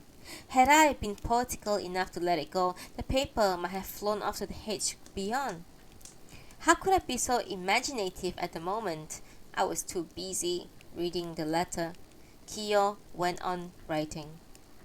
My dear Botchan, your character is as straight as an arrow, and I like it. But I am anxious about your quick temper with a word and blow. Do not give people nicknames, for the act will draw enmity upon yourself. Do stop it, or only let me know by letter if you have had to do it at all. I have been told that the people in the country are bad, so do not be off guard lest you should be cruelly handled. It goes without saying that even the climate down there is worse than it is in Tokyo. Please wrap up your body well with bed clothing when you go to bed, or you will catch a cold. Botchan's letter is too short to know about the things over there, and I wish to have at least half as long as a letter as the one that I have written to you. You did right in giving your landlady a tip, but are you not consequently short of cash? Money is the only thing which you can rely when in the country, and you cannot be too economical in order to lay by some for emergency. Fearing your pocket money has run low, I send you a postal order for 10 yen. I have the 50 yen you gave me the other day deposited to the PO Savings Bank, so that it could be drawn and be held anytime you get back to Tokyo and I have a home. I have taken out 10 yen, but there still remain 40 yen. It is more than enough, etc., etc. Indeed, woman, thy name is Thrift. I was indulging in deep meditation on the edge of the veranda, the letter from Kiyo flowing out like a pennon in the breeze, when old Mrs. Hagino, opening the paper slider partition door, came in with my supper. She asked me if I was still reading the letter and said it must be an awfully long one. I told her that it was a very important letter. I had been reading it over and over again, giving the wind full liberty to rustle it. I knew it was not a satisfactory answer to either of us, but I sat at my supper. Behold, the side dish this evening was again the sweet potato cooked with soy. The family of Haginos were far more polite, kind, and refined than the Ikagins, but one drawback was the poor food they gave. It was the sweet potato of the day before yesterday, and again this evening. It is true that I had declared that I was very fond of potatoes, but if I had to take nothing but potatoes thrice a day, my health would be impaired, and before long I should be Professor Pale Sweet Potato, and would be laughed at instead of my laughing at Mr. Green Squash. Kiyo on such occasion would give me my favorite dishes, such as the tuni, or roasted kamaboko. Such luxuries could never be hoped from such a poor family, poor miserly samurai as the Haginos. The more I thought about it, the more desirable it is to leave to come and live with Kiyo, my old nurse. Were I to stay long here in the school, I would send for her from Tokyo. The buckwheat with fried fish and sweet dumplings were forbidden, and I had to live solely upon potatoes in an obscure boarding house, and my complexion would certainly get yellow and thin. How hard the lot of an educator would be, I thought. Even an ascetic priest of the Zen sect takes much better food. However, I did ample justice to the plate of boarders, and taking out 2 raw eggs from the desk drawer, I broke them on the rim of the bowl and ate them. Had I not thus taken nourishment, how could I, with any degree of efficiency, teach 21 hours a week? The teachers from Kiyo that day made me quite late in going to the hot spring, but the habit of going there every day for the past few months would make me feel bad if I did not. And with my favorite red towel dangling from my girdle, I proceeded to the station to take the train there. It had started a few minutes before, and I had to wait for some time. I sat on the bench and was enjoying a cigarette when unexpectedly appeared Mr. Green Squash. Mrs. Hagino's talk about him made me feel a greater sympathy with him, who was humility himself, appearing as if he were a parasite between heaven and earth. He was indeed a pitiable object to look upon. A lake full of tears, however, would never do him any good. I wished, if possible, to double his salary immediately, so as to enable him to get married to Miss Toyama that very day, and be gone with his bride to Tokyo to spend a month on their honeymoon. Such being the frame of mind I was in, it was quite natural for me to be polite to him. "Are you going to the bath? Please come and be seated." With this, I promptly gave him my seat, which he would not take, humbly asking me not to take so much trouble about him, and kept standing either out of modesty or some scruple. I repeated the invitation, as he would have to wait some time and get tired. To speak the truth, I really wanted him to sit beside me. I was so very sorry for him. After much hesitation, he at last yielded to my request, saying that it would give me so much inconvenience. There is in this world an obtruder like Noda the clown, who will thrust himself upon you uninvited. Porcupine is a fellow who, carrying a proud head on his shoulders, thinks Japan would be placed in crisis if he were not there. On the other hand, Red Shirt is such a vain fellow who esteems himself the monopolizer of cosmetics and dandyism. Principal Badger thinks himself as an incarnation of education dressed in a frock coat. Each has a world of his own in which he is king. Never have I met with such a humble soul as Professor Green Squash, who, like a pond doll, carrying his head so low that nobody takes notice of him. True, he has a pale swollen face, but he is such a good gentle soul. No sensible girl, save the flirting coquettish Madonna, would give him up the red shirt. Dozens upon dozens of red shirts would never make half so good a husband as he. "Are you ill? You look quite thin and tired." "No, I have no special complaint." "That's good. Illness makes a man useless." "You look quite strong, sir." "Yes, I am slender, as you see, yet have never been taken ill. I dislike illness so very much." Who likes to be sick? Some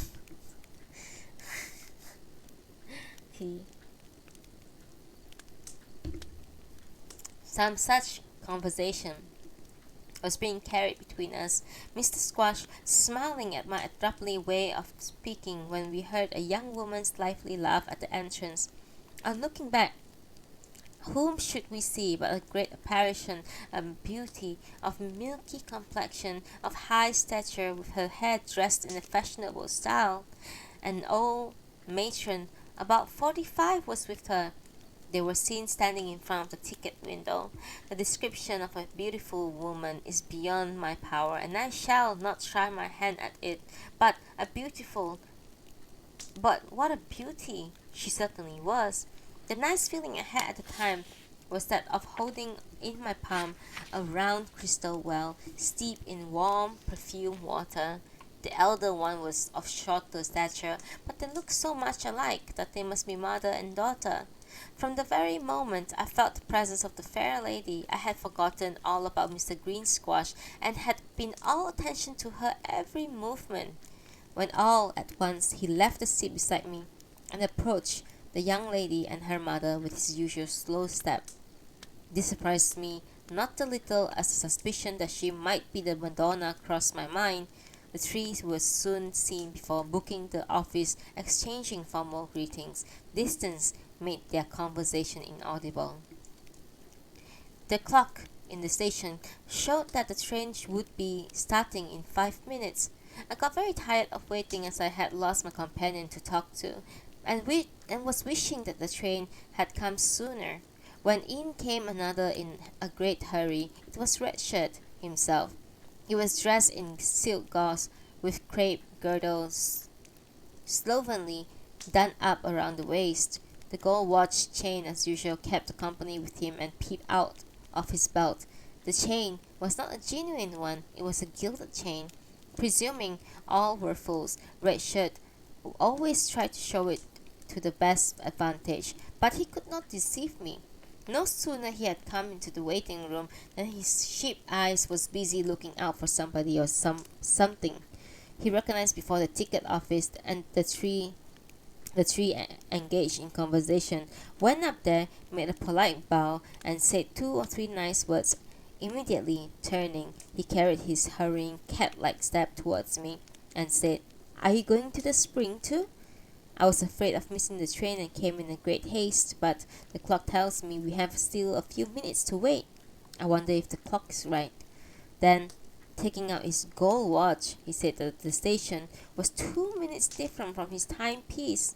He sat beside me, but never would he look off towards the woman in question, resting his long chin upon the head of his walking stick. He looked steadfastly right before him. The elderly woman often sent a glance towards Red Shirt, but the young one would not take her eyes off the spot she had first set her glance on. It must be Madonna, I thought. The train with its whistle came up to the platform. The passengers in the waiting room rushed towards the carriages, striving to get in first. Red Shirt was the first to enter the first-class carriage, yet he had nothing to be proud of in going first class, for there were only 2 cents difference between the two classes. The first-class fare to Sumida was 5 cents, and the third was 3 cents. So you see, 2 cents made one a first-class man and another a third class. I myself paid for the first class and got a white ticket, but my country cousins, being economical, were very slow to pay the additional 2 cents and went mostly to the third class. After Red Shirt, Madonna and her mother went into the particular first class car. Mr.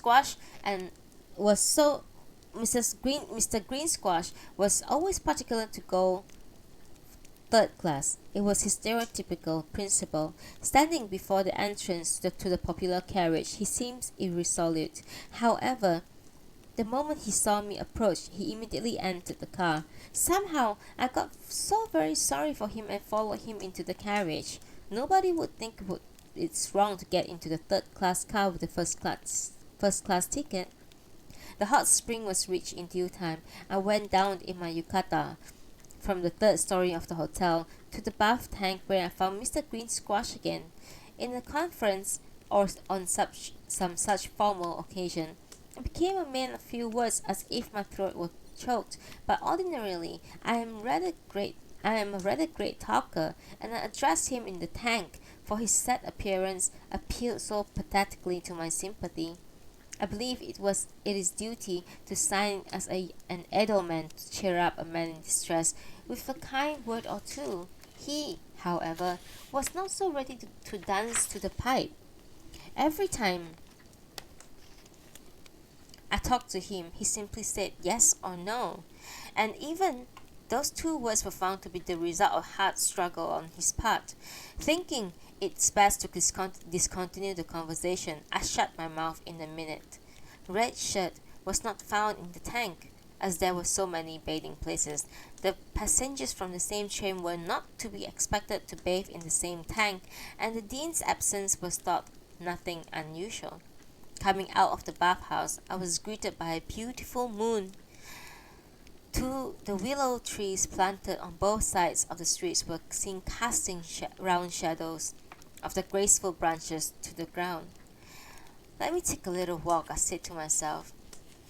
Turning my steps into the north, I reached to the bottom of the temple where I stood large gate of the large gate on the left, a Buddhist temple adorned to the extremity of the avenue with houses of ill fame on each side. To have brothel quarters inside a temple is a unique phenomenon. I wished to enter the gate and have a look, but passed it by lest Principal Badger should find fault with me again. Parallel to it stands a one-storied house with a black curtain and a small lattice window. It was the dumpling shop where I ate the cake and was punished afterwards.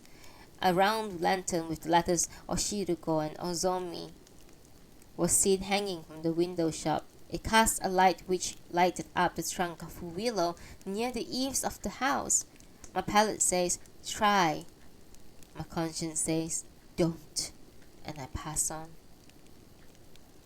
It is hard to have the desire of eating dumpling checked, but harder still would it be to have one's betrothed transfer her love to another. When my heart turned to the case of Mr. Green Squash, I thought taking no dumpling, nay, 3 days fasting, even was a blessing. Indeed, no creature is more treacherous than man. Looking at the Venus-like face, nobody would think it possible for the owner of such beautiful features to do anything heartless, but the contrary was the fact. The fair one was hard-hearted, while Mr. Koga, who looked just like a pumpkin distended in water, was the possessor of a gentle, kind heart. Off guard, off head. Porcupine, whom I thought frankness itself, was said to have instigated the boys to make trouble, and the very instigator demanded the principal would punish the boys. Red Shirt, an embodiment of this agreeableness, was so much kinder than expected, and indirectly warned me to be on my guard. He was said to have seduced Madonna, and yet he said he would never marry her unless his engagement to Mr. Koga was broken. I thought the man who criticized and drove me out was Mr. Ikagin himself, but no sooner had I given up the room than Noda the clown got into it with no scruple. These things made me think nothing on earth was reliable. If I wrote to Kiyo about them, she would be greatly surprised and might say that the place was a den of monsters as it stood beyond Hakone. I am careless by nature, and nothing which happened about me had given me any uneasiness, but ever since I came here, I have grown conscious of the existence of evils in the world and have become very much alarmed, although I have been here only a month or so. True, I had met with no great accidents here, yet I felt as if I were older by 5 or 6 years. It might be best for me to go back to Tokyo, bidding goodbye to such a nasty place, I thought. Thought after thought crossed my mind in rapid succession, until at last, crossing the stone bridge thrown over the stream, I found myself on the opposite bank of River Nozori. I've said the River Nozeri, but I should be wrong in calling it by such an ambitious name, for it's only a brook about 6 feet wide and with a little bit of water meandering in it. The village, Aoi, is situated about 2 blocks below the banks. The pride of the hamlet is the temple of Kwannon. On looking back, I noticed red lights shining in the moonlight in the town of the hot spring. The sound of drums must be proceeding from the brothel house. Though shallow, it was swift and stream. It was a swift stream, and water sparkled nervously in the moonlight. I had been leisurely strolling along the banks and thought I had covered about 3 blocks when human shadows were sighted far ahead. The light of the moon showed that they were two. They might be young lads going home to the village from the hot spring. Generally, they have a concert of popular songs on going home, but the two before me had none. They were very so quiet. I walked briskly on, and the two shadows grew larger as my gait was quicker than theirs. One of them seemed to be a woman. The distance between the shadows and me was about 20 yards. They heard me approach, and the man looked back, and the moon was pouring down her rays from behind them. A glance at the man suggested to me the suspicion might it not be. The two resumed their walk. I followed them at full speed, as I had a plan in mind. The two, unconscious of anyone coming after them, were carrying their steps as slowly as before. The conversation between them is now distinctly heard. The dike was about 6 feet wide, and three could hardly go side by side. I easily overtook them. I touched the sleeve of the man in passing and went 2 steps ahead of him. Then, turning around on my heels, I looked full into the face of them. The moon shone upon my short-cut head and down the chin. She was not polite enough to say pardon. A suppressed voice of surprise escaped the lips of the man. Hastily turning around, he proposed to his fair companion to go back, and they turned their steps towards the town of Hot Spring. The brazen-faced red shirt wished to deceive me, or rather he was too weak-hearted to give his name honestly. The smallness of this place, it seems, was not inconvenient to me alone.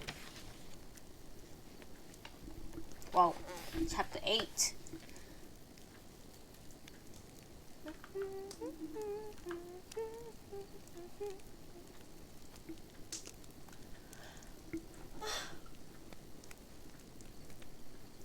Let me stretch a bit.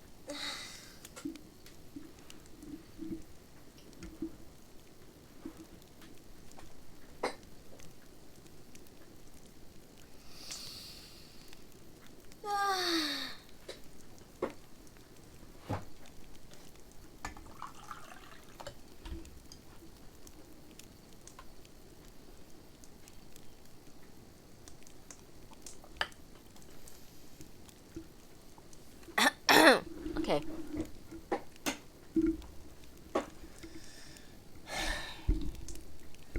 Chapter 8. I began to suspect Porcupine after coming home from the fishing excursion to which I had been invited by Redshirt. When I was told by Porcupine to leave the house where I boarded was a mere pretext, I was confirmed in the belief that he was a scoundrel.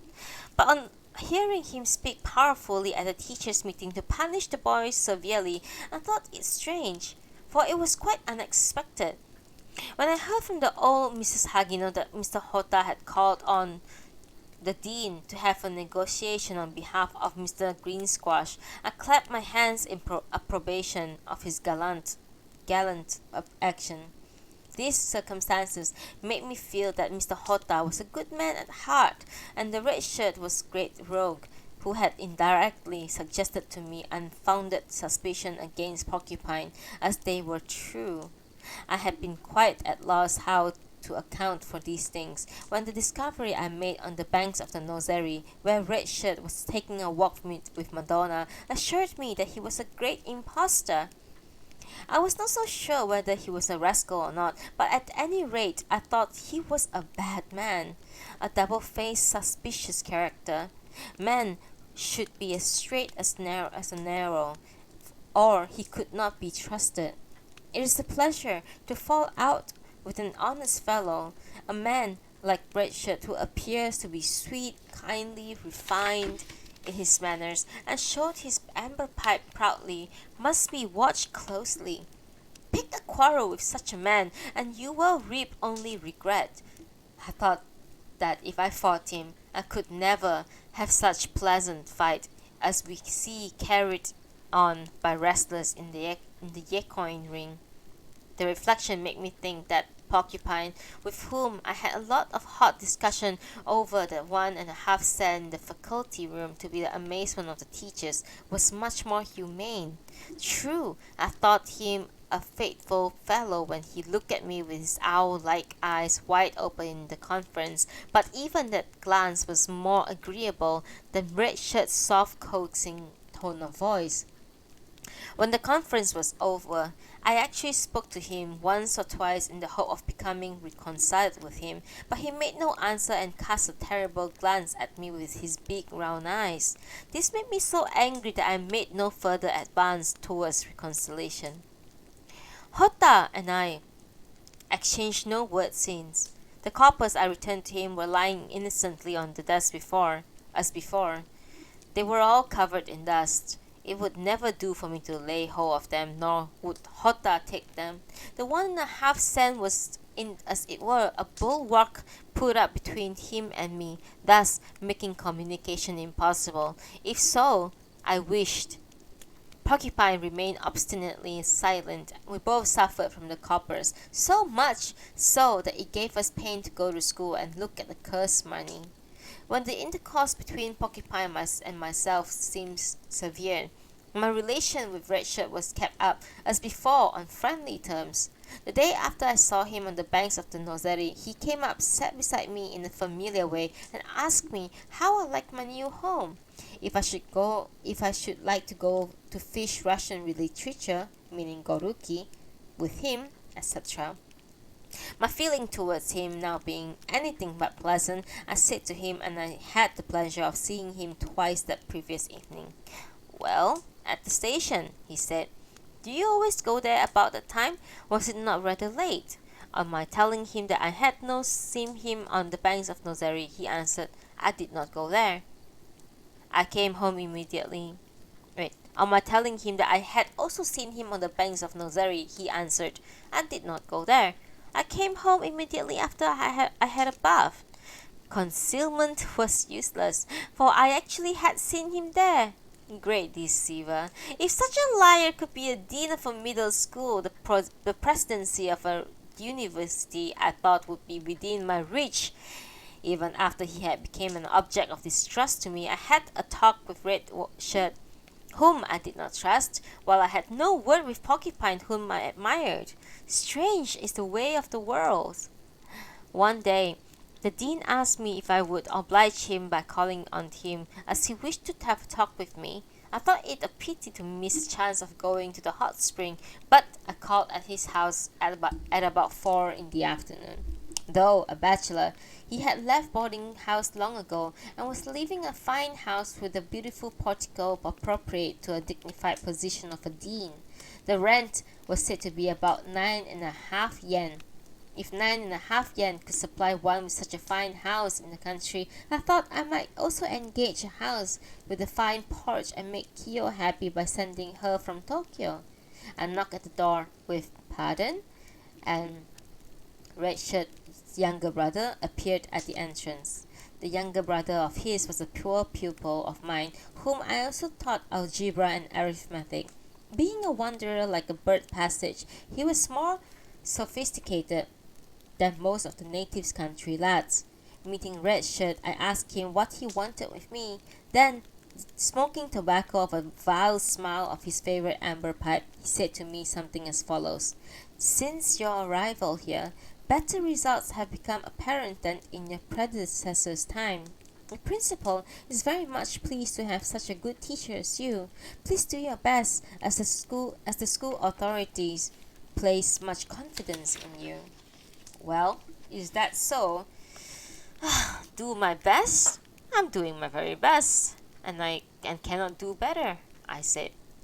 Yes, that is all right. We wish for no more, but please bear in mind what I told you the other day. Do not forget that, pray. Do you mean to say that a man who will find another house to board in is a dangerous character. Be not so outspoken, please, or it will come to mean very little. But that is all right. I know my true spirit is not unknown to you. The school is not blind to your merits and will try to do something for your better treatment. Wait a little longer and your patience will surely be rewarded. Well, is it about my salary? I do not care much about my salary, but I shall rather be glad to have it raised if it could be done. Fortunately, I have one in mind who is to be transferred from this school to another, of course. I can hardly promise you before I consult the principal, and we may be able to draw something from the salary of the school that has been paying him. I'm planning to see and ask the principal to arrange things that way. Oh, thank you very much. And who is going to be transferred? It may be just as well to let you know right now, as it will be soon made public. Koga is the man. But is not Koga? Is not Mr. Koga a native here? Yes, he is, but circumstances compel him to, well, partly out of his own wish. Well, where is he to go? Nobuoka, Hyuga province. As it is an inconvenient place, he's better go there with a better salary. Who is to take his place? We already have a man in mind who comes on such terms as will make your promotion possible. Well, thank you, sir, but I do not care for promotion unless it is right. Any rate, I'm going to speak to the principal about it. He seems to be of the same opinion of myself. We may have to ask you to do more work by and by. I hope you will be ready to heed your request anytime. Do you mean increase my hours? No. The hours you teach may be less. Fewer hours and more work? It is rather strange.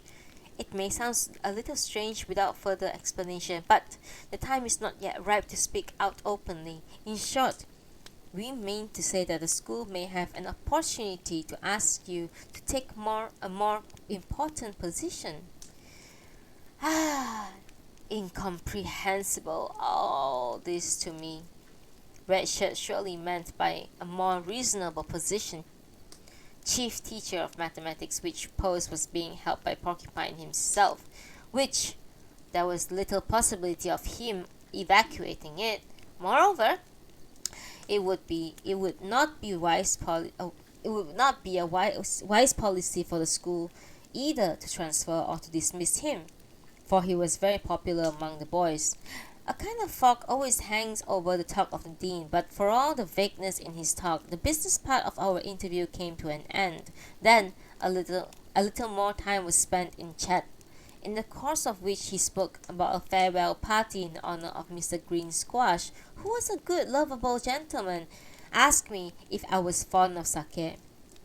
He went on and on about from one topic to another, until at last, changing the subject, he asked me if I was a writer of poems. Fearing eternity itself would be too short with Red Shirt, I quickly beat retreat with "I'm not. Goodbye." Basho, the founder of that style of poetry, finds many pupils among master barbers. A teacher of mathematics would be a laughing stock if he well bucket were carried away by a morning glory vendor. Getting home, I spent a great deal of time in reflection. It is very strange, I thought, that the world has such an incomprehensible fellow who, having a house and ground of his own, says he has got tired of his native place and school, which is very convenient for him to teach in, and wishes to go out, a stranger, to another province in order to meet troubles. Tolerable would it be if it were the flowery capital where you have electric cars running? What do you think about going to Nobuoka, Hyuga province? A month had hardly passed before I wished to go home, although this place where I am is convenient in water communication. Nobuoka is, I understand, a little town among mountains whose ranges overlap each other. According to Red Shirt, even after leaving your ship, you reach Miyazaki by a day ride in bus, and another rickshaw ride from there will bring you to the place. The name itself sounds uncivilized. Monkeys and men may be living there together in equal number. Sage as he is, Mr. Green Squash will not be glad to keep company with baboons. And yet he is going. What a strange choice. Some thought some such thought was busy coming and going in my mind when the old lady of the house came in with my supper. On my asking if it was potato again, she quietly answered that it was tofu instead. Tofu and potato would make very little difference though. Mrs. Hagino, is it true that Mr. Koga is going to Hyuga? Very sorry to hear it is true. Sorry. You don't say so. He goes there of his own choice. He goes there willingly? Who? Who do you ask? Mr. Koga himself. Is it not his own decision? Deliberate choice? You are as wrong as can be. Am I? But I heard it from Red Shirt himself just now. If it's not true, he must have devilish impostor, a bundle of lies. Mr. Dean may well say that, and Mr. Koga may well say that he does not want to go there. Then both seem right. You are always just and fair, my old lady, and I like it. But what on earth are the reasons, I wonder? Mr. Koga's mother came this morning and told me the details of the matter. The particulars, if you please. Since his father's death, Mr. Koga and his mother have not been so well to do as people suppose. They are really in distress, sir. One day his mother called upon the principal and politely asked him to have her son's salary raised a little, as he had been teaching in his school for the past 4 years. Indeed. His mother came home happy, with the kind of answer of the principal, who said he would think about it. The good news from the principal had been waiting with great hope. They had waited and waited from month to month, until at last Mr. Koga was sent for to call upon the principal. He did so, and was told that the school fund was being short. He could not manage to raise his salary. But finding a better place in Nobeoka, where Mr. Koga could have 5 yen more a month, he had taken necessary steps to end, believing it was just answer to his wish. It was a command, not a consultation. Exactly, sir. Mr. Koga was amazed to hear it and asked the principal to let him remain here as before, as the same salary, as he has an old mother and a house of his own. He thought it better than to go to a strange place, even if it was with a higher salary. The principal told him, however, that it could not be helped now, since necessary steps had been taken and his successor had already been engaged. You don't say so! Humbug! Well, I see that Mr. Koga does not wish to go. Naturally, I thought it strange. Nobody save a Tohenboku would wish to go to the mountainous region in order to keep company with monkeys, with a little bit of increase in his salary, only 5 yen or so. Well, what do you mean by Tohenboku, my dear sir? Don't be curious, please. It's nonsense. No doubt it was Red Shirt's scheme. It is deliberate assassination, is it not?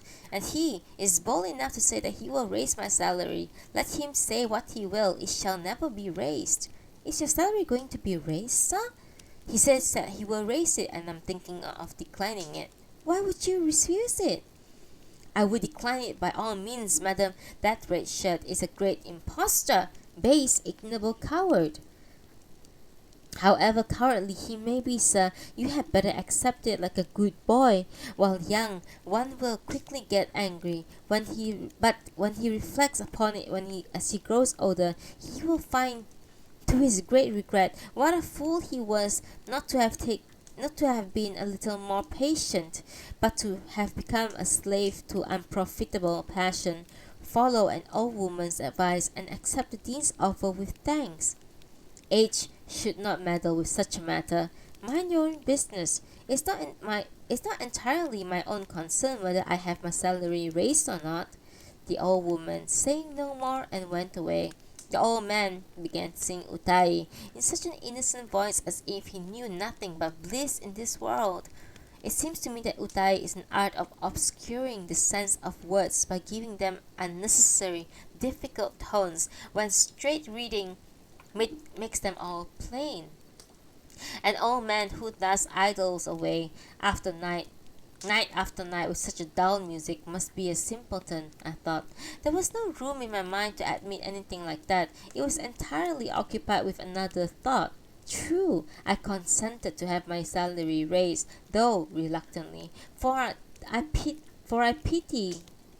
for for I thought it a pity not to spend money when it lay there to be used. Blackmailing, however, should never be my business. I could not be so heartless to exact a percentage of the salary of the man who transferred against his wish. What was Red Shirt's motive in order to go so far down as Nobeoka, when the man in question wished to stay on where he was? Even Sugawara Michizane, an exile, was permitted to find his permanent home near Hakata. Even Kai Matagoro, an assassin, was to find his safety at Sagara. At any rate, let me call on the dean immediately and decline his offer right away, or my conscience will never be at rest, I said to myself. Putting on my cotton hakama, I called upon Red Shirt again. I stood on the spacious porch and called out, "Pardon!" His brother again appeared at the entrance to know what business had brought me here. He gave me such a glance as if my calls were nuisance. I would make a dozen of calls if I had business. Midnight even would not be too quiet a sacred time to knock at his door. I wished to tell the boy that he would make a great mistake if he took me for such a base servile knave who called on his dean to pay him homage. That I came in order to decline his brother's offer because I did not wish my salary be raised. Being told that the dean had a visitor just then, I said I wished to see his brother a minute at the entrance. The boy went in and left me to look around. A pair of matted clocks of thin, delicate shape, nicely placed on the stepping stone where I caught my eye, and the sound of congratulatory banzai from the back parlor reached my sensitive ears. Instinctively, I knew Noda the clown was the caller. Nobody but he could be the possessor of such an affected servile voice, or the wearer of such delicate-shaped clock are worn by a stage player. I had not waited long before the dean appeared at the door with the lamp. He invited me to come in, telling me that the visitor was no stranger but Mr. Yoshikawa himself. I thanked him but said that this place was just as good, for I would not take time more than 5 minutes. The flush from the sake he had been drinking with Noda the artist. I noticed his face was flushed and crimson like that of a baboon. The flush came from the sake he had been drinking with Noda the artist. "Sir, you told me a short time ago that you would raise my salary," I said.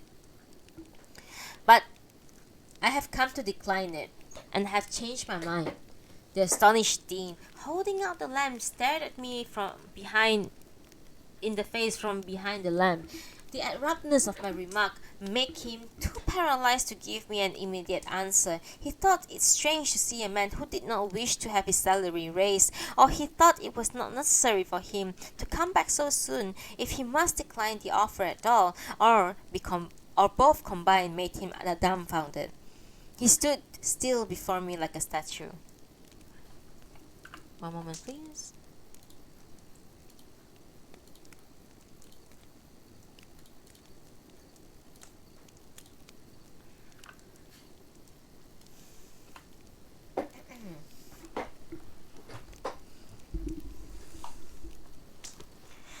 Breaking the ice, I said, "I accepted your offer with the understanding that it was Mr. Koga's free will to be transferred. But, yes, it originated partly from Mr. Koga's wish. It is not true. He wishes to stay right on here even with the same salary. He has great attachment to his native place." "Did you hear it from Koga himself?" "No, I did not." "Who told you then?" The old mistress of the house I stayed in told me today she had heard it from Mr. Koga's mother herself. May I understand that your informer was the old late woman of your boarding house? Well, yes. Pardon me. I think you are a little wrong. If what you say is true, I shall have it to understand that you have little confidence in what the dean says, while you accept the old woman's talk like a gospel truth. I was in a dilemma. I thought thus, a bunga kushi, being a great man, eats into your flesh like a vermin and bites and stings until he gains his point. My father used to say that I was good for nothing as I was hasty and driving. Indeed, he was right. Sorry, hang on. Indeed, he was right. I've been actuated by the impulse of hearing the old woman's talk. I have never seen neither Mr. Green Squash nor his mother to hear the particulars of the affair, and when attacked in the Bachelor of Arts fashion, I cut a sad figure and was at loss how to defend myself. True, I had nothing to defend face to face, but I had already passed in my mind a sentence of distrust upon Red Shirt. The old woman of the house stayed in was indeed miserly and grasping, yet she was not a liar. She was not double-faced as the dean was. I answered as follows, as I had no other means to resort to. What you tell me may be true, yet I hope you will please not raise my salary. It sounds strange, still more strange. You came here, I understand, to tell me that you were grieved to have your salary raised, as you had found reasons for doing so, but your doubts and suspicions have melted away with my explanation, and yet you decline my offer. How can I account for it? It may be hard for you to understand, and yet let me please have my own ways in this affair. Well, if it makes you so very unhappy, I shall not urge you to accept it, but I am afraid your future prospect will not be so bright if 2 or 3 hours duration makes your mind change so suddenly without a good reason. Well, I shall be responsible for all of that. You are too unreasonable, my dear friend. Nothing is more important than credit in man. Suppose the landlord of your boarding house, excuse me, not the landlord, but the landlady, you mean? Whichever, please. Supposing that the old woman told you be well-founded as on facts, you will quickly see that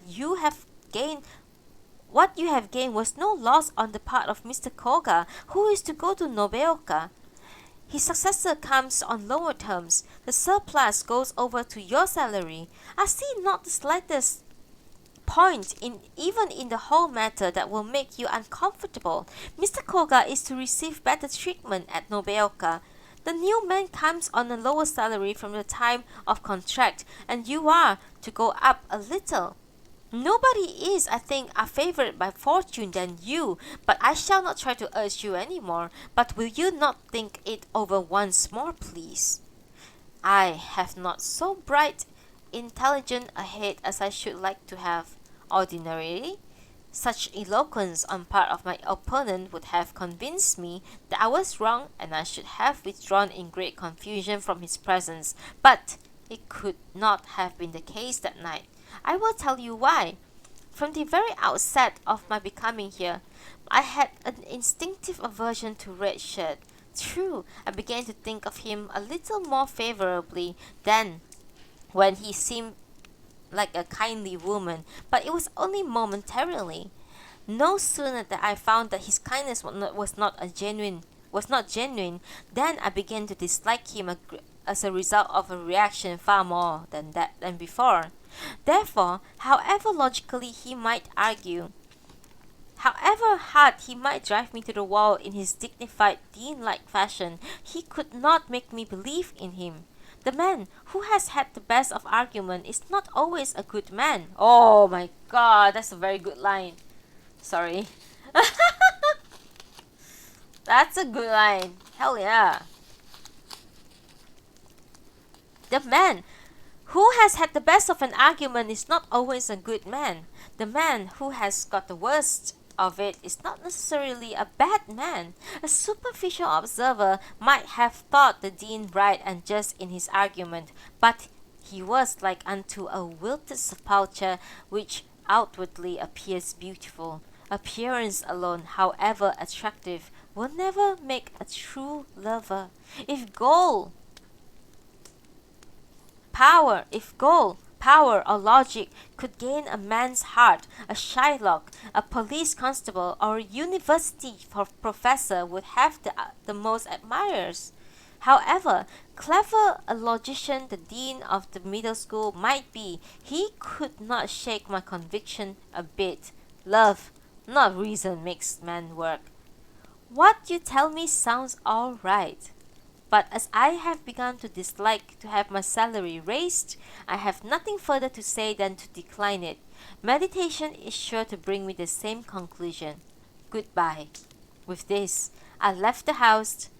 The Milky Way above looked round upon me as if to say, "You have done right, boy." That is the end of chapter 8. T.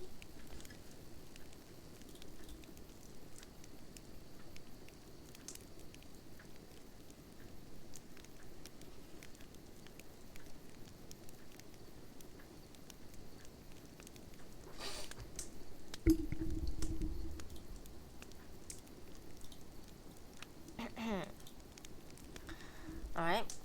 Chapter 9 of Botchan by Natsume Sōseki.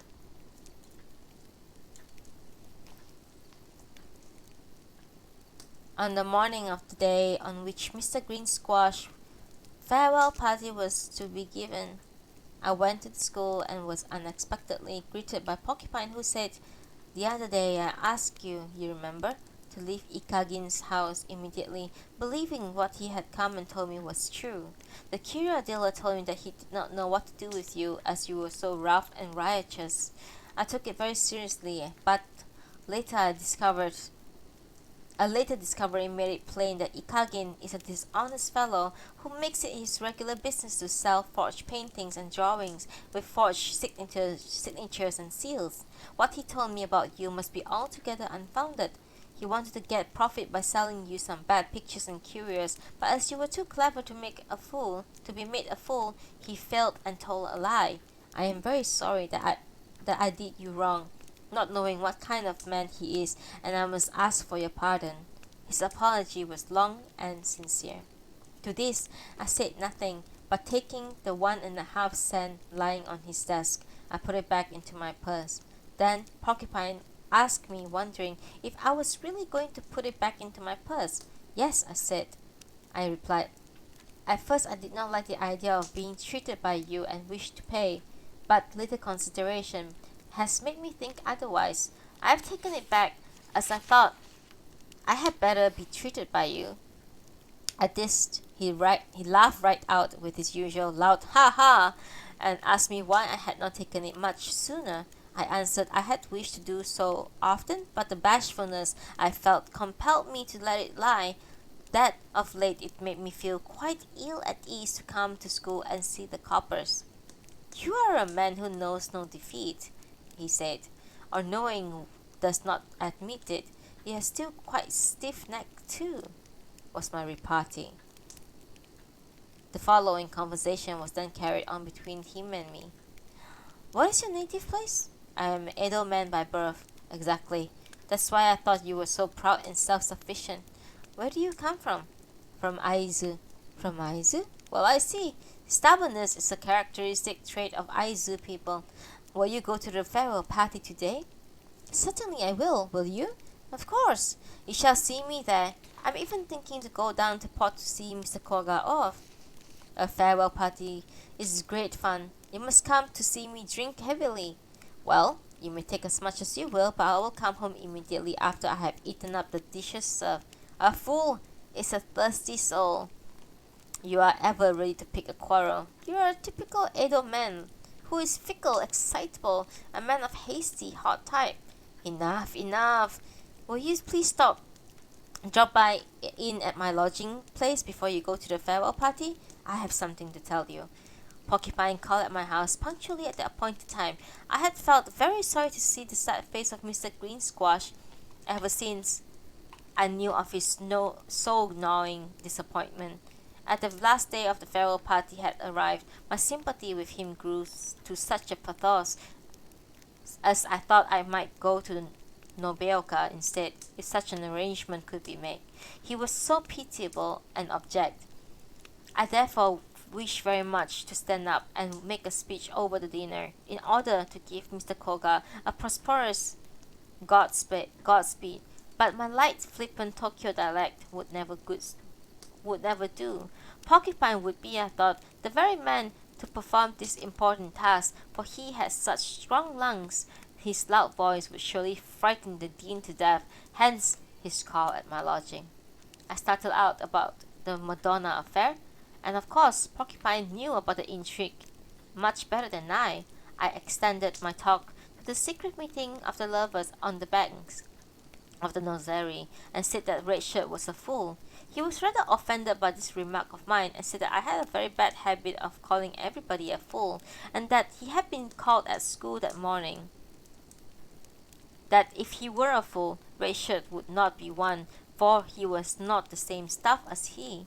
At this, I corrected my mistake by giving a dean another appellation far worse: worthless dunce. Duns. As he was very much pleased with this, saying it was just splendid. Strong as he was, Porcupine's vocabulary in such matters was far poorer than mine. Maybe Aizu people are all of the same stock. The raising of my salary and his promise of giving me a more important post were the things I next told him, to which he gave a single pooh through his nostrils of his big nose, and said that Red Shirt was planning to put him out. Are you ready to resign even if the dean asks you to? I inquired. No, not I, he proudly answered. He shall go with me when I am dismissed. When being asked how he could manage to do that, he answered that he had not thought about it yet. Favored as he was with great animal vigor, he had little share with him. On my telling him that I had declined Red Shirt's offer to raise my salary, he was very much pleased and praised me, saying, "Genuine Edelman, you are truly worth the proud name." On my inquiring why he had not offered his services to enable Koga to stay right on his present position, as he was so unwilling to go to his new place, Porcupine said that it was too late when he heard of it, yet he called on the principal twice and the dean once to negotiate, but all in vain, for it was after the arrangement had all been made. He continued that Mr. Koga, being too good a man, was hopeless in this matter, and he ought to have given a decisive refusal outright, or at least should have asked the dean to let him have a little time to think it over when the proposition had been made by him. But having consented on the spot, deceived by his smooth tongue, neither his mother's petitions with tears nor his frequent quarrels had the slightest effect. He was sorry about it. I said that it was the dean's scheme to gain Madonna's love by sending away Mr. Green Squash. Exactly, he said. He is such a rascal as to affect innocence while hatching up some bad plan. When his villainy is exposed, he defends himself with plausible excuses already ready at his back. Dealing with this fist is the only way that will tell upon such scoundrel. Saying this, he rolled up his sleeve and showed me his arm full of muscles and muscle slumps.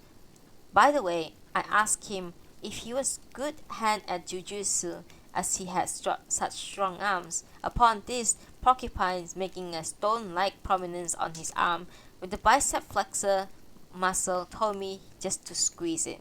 I felt it with my fingertip, and it was exactly like the pumice stone used at the public bath. Out of admiration, I said that he with such a big arm could easily knock down half a dozen of Red Shirts at a time.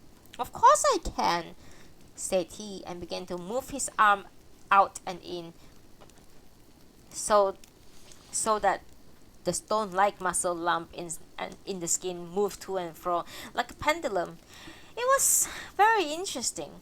According to his own statement, he could easily break a pretty thick twisted paper thread tied around the muscle lump. Two or three would be off in a second, tied around in a second when he bent his arm with one, two, three.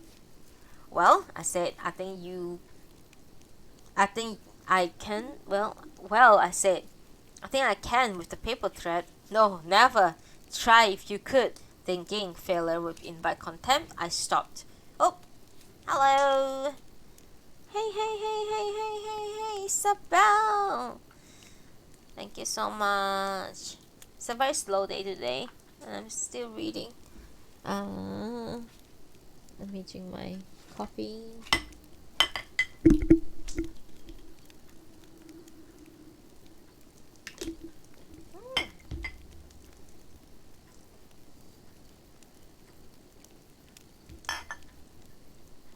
Okay. Okay. Where did I stop?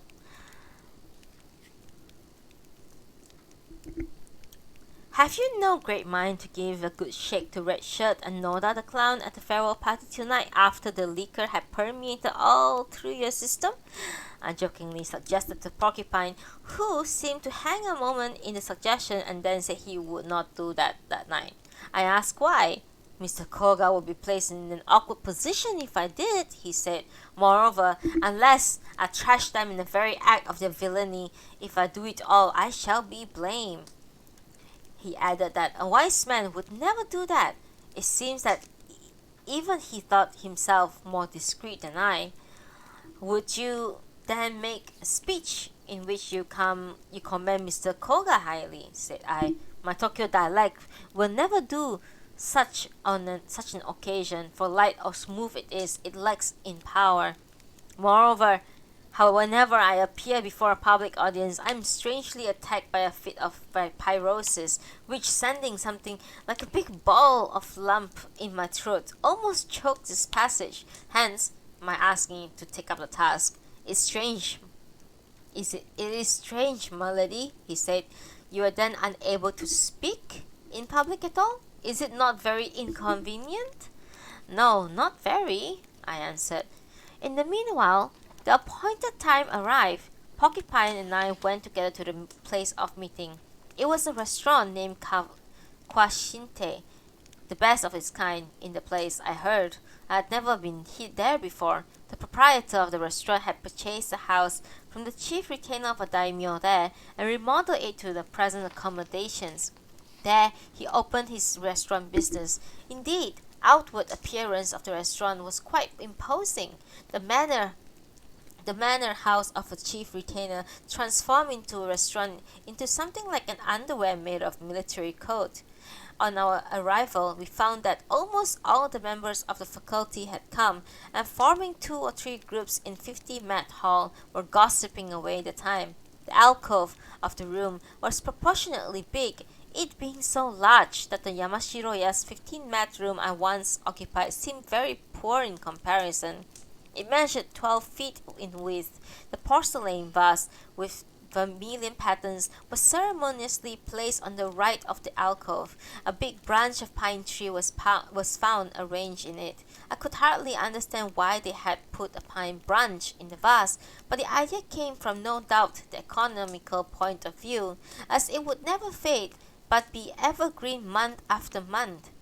I asked the teacher of natural history where the setomono came from, and was answered that it was not a setomono but an imari.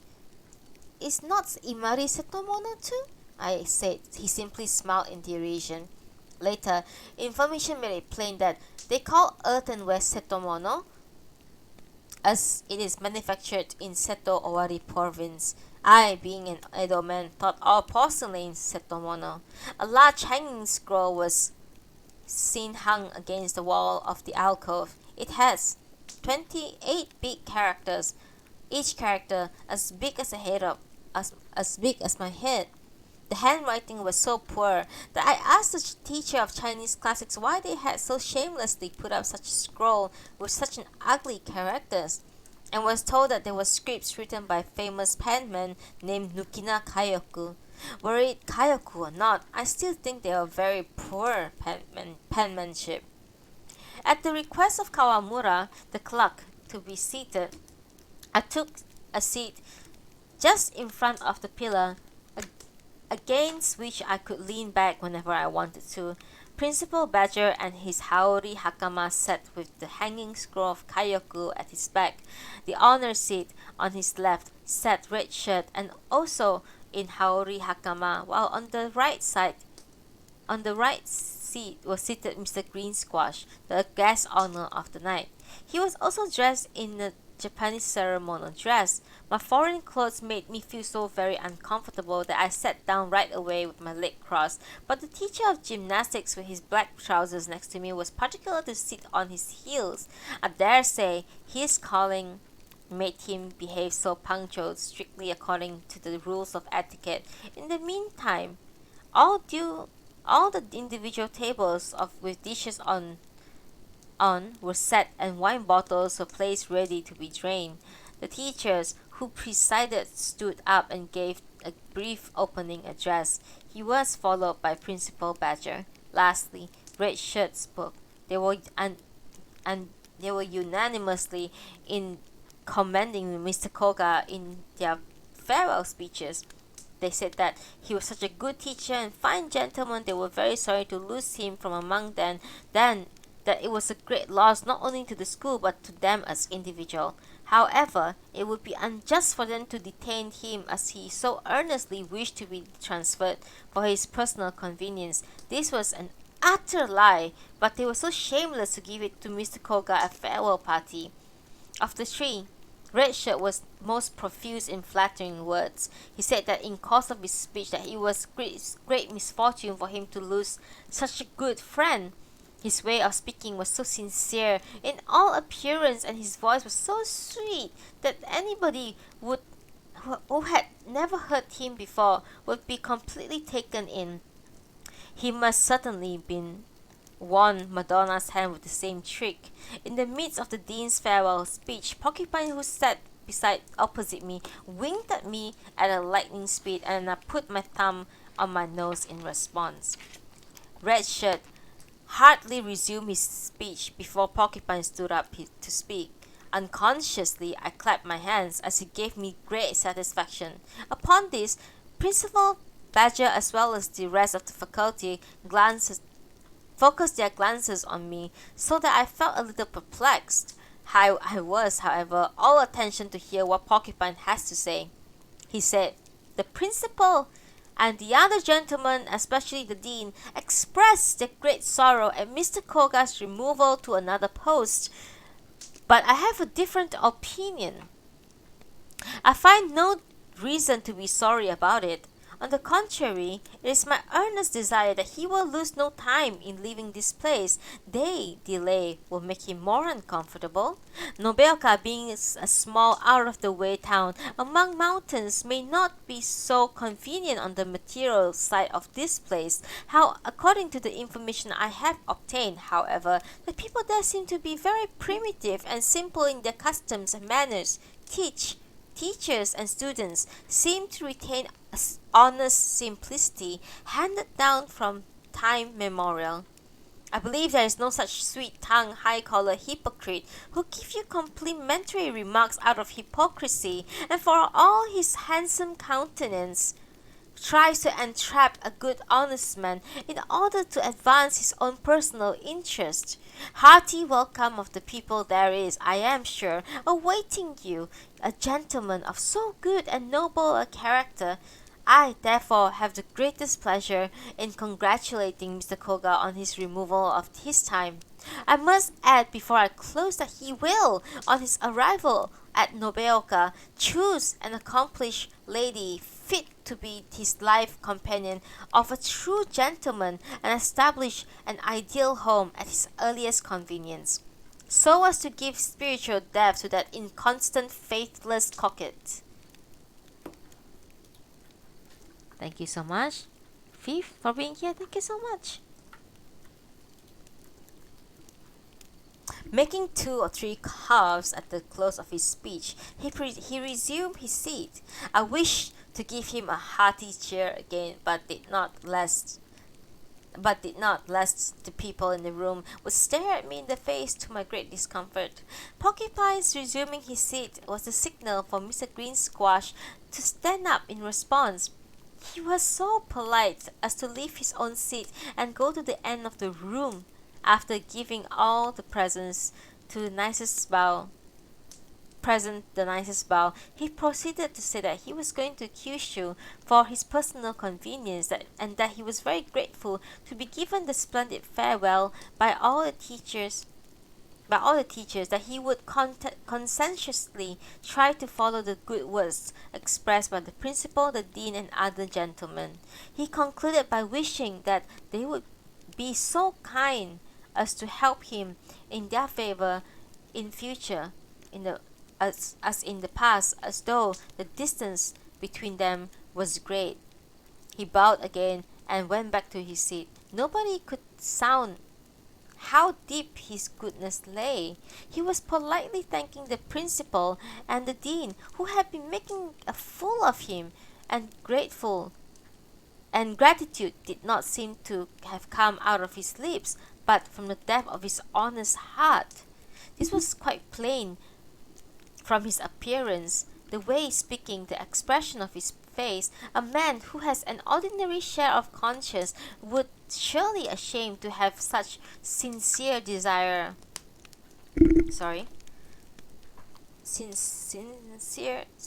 thanks from an honest man, but it was not so either Badger or the red shirt. They were just listening to him with assumed profound gravity. Hey! Hello, Wooden Forest. Thank you so much for being here. Thank you so much. No sooner. Okay, just so you know, we are reading chapter 9 of Botchan by Natsume Sōseki. I think we are going to finish soonish, but not so soon. Maybe a little bit more, I think. No sooner the speech making come to an end than a sipping sound here and there were heard coming out of thirsty throats. I did not take the sake, but had a sip or two of the soup, following the example set by the others. It was awfully unpalatable. On the dessert plate was found a big piece of kamaboko. It looked very disagreeably black, just like a spoiled chikua. Sashimi was also served, but the pieces were so big and thick that one might think he was eating raw tunny in ugly steaks. However, my neighbors right and left were seen doing ample justice to these dishes with great relish. I dare say that they never tasted things cooked in the style of good Edo style. In the meanwhile, bottles of warm sake had been busily passing from hand to hand, and a good cheer reigned in the whole room. Respectfully approaching the principal before all others, Noda, the clown, was drinking to his health in a servile manner. A disgusting fellow! Mr. Green Squash was going around drinking to the health of each of the teachers in turn. I should think it was a nerve-straining task on the part of Mr. Koga. At last, he came around to me and arranged the folds of his hakama according to the strict rules of etiquette. He sat and politely asked me to give him leave to drink to my health. Uncomfortable as it was, I sat on my heel with my trousers on and turned to his toes.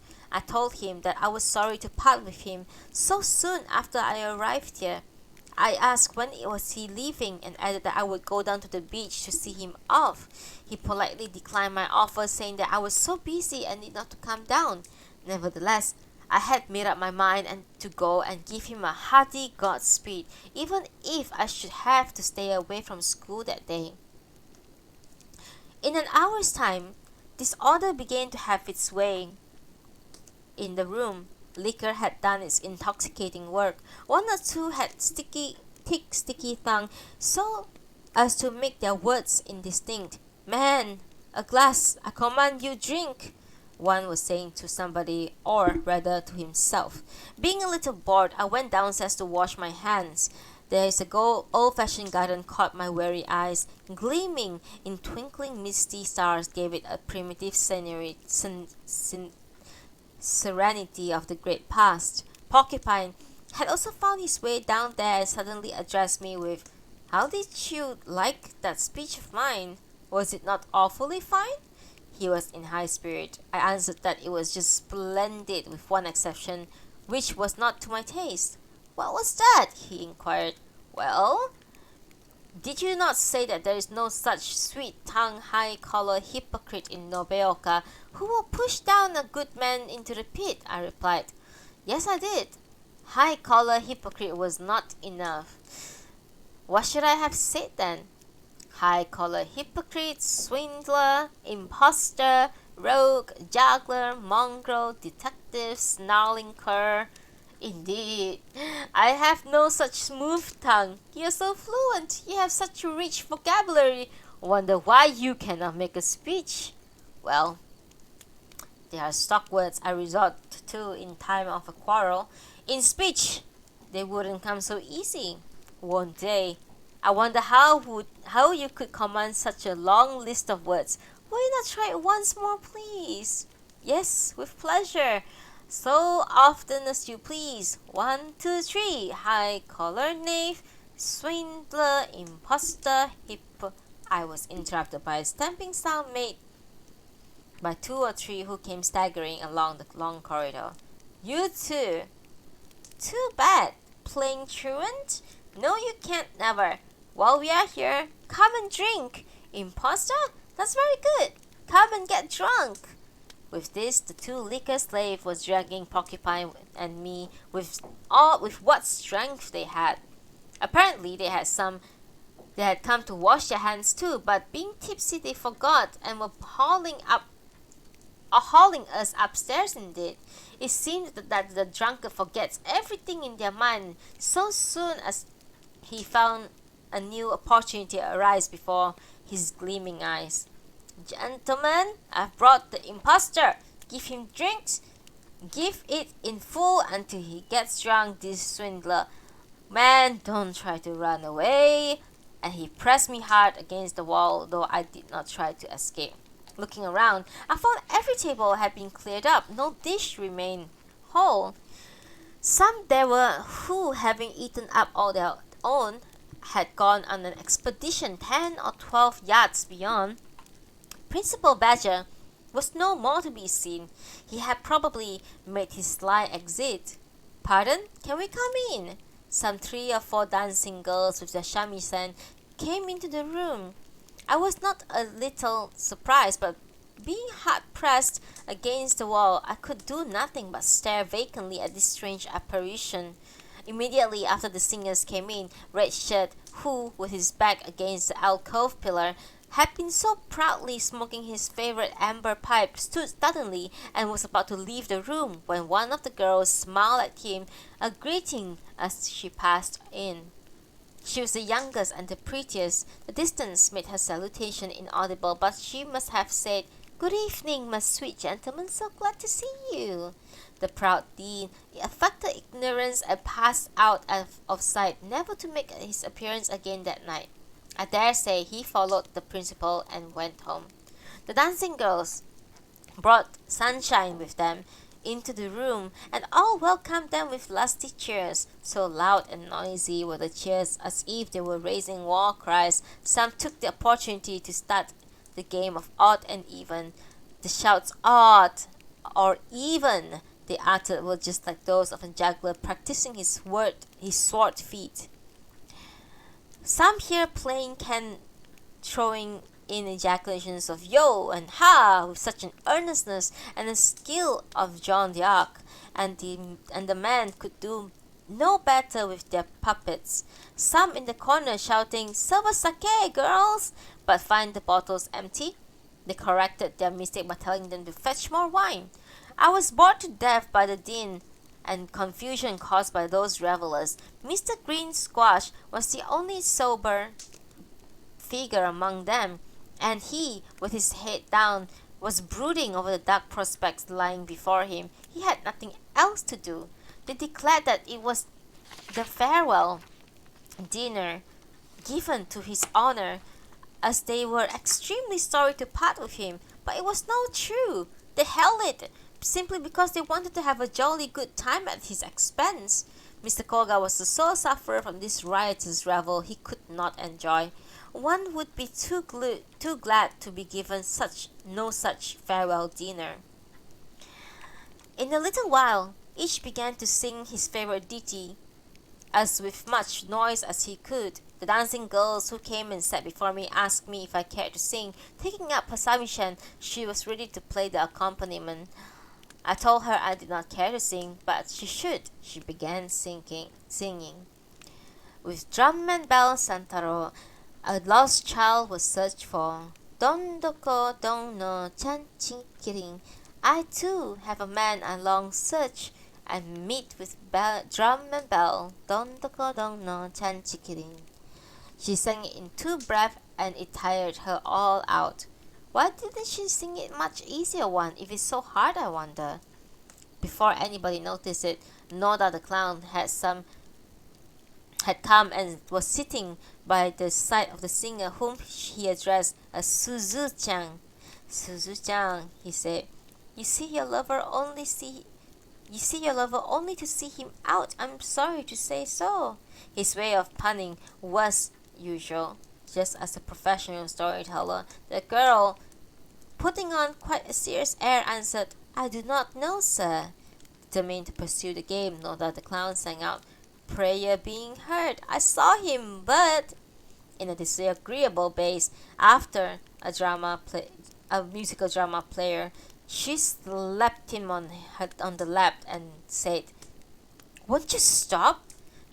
The artist was so much pleased with the slap as to draw out a broad smile on his lips. She was the girl that had greeted Red Shirt as he passed out. Noda must be the sweet, indulgent ladies man to be pleased with the slap of a dancing girl. Suzu-chan, he said, I wish to dance kinokuni to your shamisen. Won't you please oblige me? He seems that he wanted to dance too, not content with flirting to the girls. Yonder sat the old teacher of Chinese classics, who was heard singing with his twisted, toothless mouth. That's not fair then, Bei-san. Man and wife have we been, you and I. Thus far he was right, but stopped short to ask the singer what followed. Poor memory seems to be the universal trait of an old man. One of the girls, taking hold of the teacher of natural history,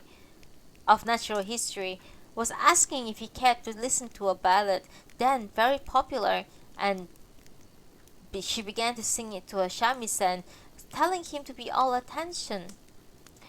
Dressed in European style with white ribbon, her hair is so fashionably nice. She rides on a bicycle, she plays on the violin, her half-mastered English serves her purpose well, and she says, I am glad to see you. The song pleased the naturalist so much as to draw out admiration from him. It is so wonderfully fine, it has English, he said. Porcupine in a very loud voice, shouting, Girl, I'm going to do the sword dance. Come and play the accompaniment.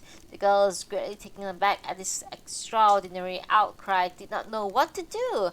Porcupine, caring not a pin for the tardy girls, proceeded to dance, advancing to the midst of the room with a heavy stick which served for a sword. He began to dance to the heroic song. Peak after peak with fleecy cloud, I have trodden with my sandaled feet. It was his hobby, and he was riding to his heart's content. Then there appeared a rival on the scene. Noda the clown, having exhausted all his dancing skill in kinokuni, kappore, and dama on the shelf, came with a palm broom under his arm and began to march up and down the room, shouting out the war ballad which begins with rupture of Sino-Japanese negotiation.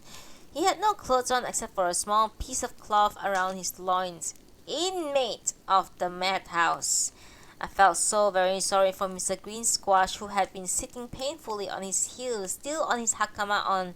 I thought he need not to sit still and look on in his ceremonial suit, an ugly naked dance, even though the dinner was said to have been given to his honor. So I went up to him and urged him to go home, but the honest squash would not stir an inch, saying it would not be just right for him to leave before the rest, as it had been given in his honor. He politely asked me to go ahead. "Don't worry about me, my friend," said I. "It is not the right kind of farewell party. See those madmen's ugly pranks. It's nothing but a madman's meeting. Come on, let's go." Unwillingly, Mr. Koga rose as a persistingly urged, and we were just coming out of the room when Noda the clown, wielding his broom, came up and said that it was impolite for the guest of honor to leave before the rest, that it would be a Sino-Japanese negotiation, that he could not let him go. With this, he blocked the way by holding his broom crosswise. My pent-up anger now burst out with tremendous force. "Sino-Japanese negotiation? Then you must be the Chinese devil!" I cried, and gave him a hard blow over the head with my fist. 2 or 3 seconds had passed before the amazed artist found his mouth. "This is pretty hard. It's a pity you have beaten me. You have struck me. This Yoshikawa. Much obliged. This is the real Sino-Japanese negotiation." He was spinning out a yarn which made no special sense when Porcupine, who knew there was some commotion down below, gave up his sword dance and came striding into the scene.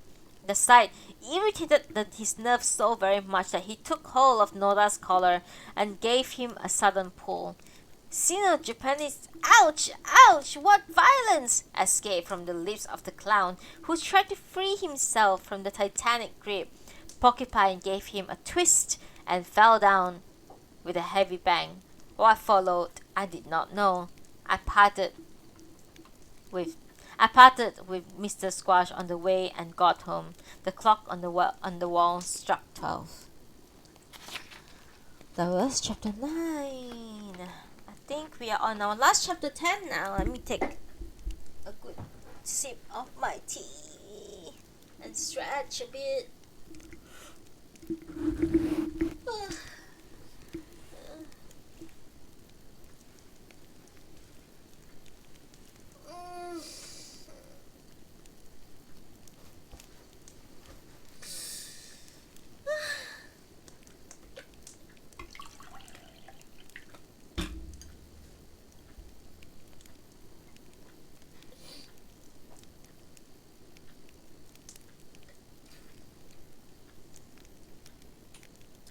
I think it's going to take about half an hour to finish the book.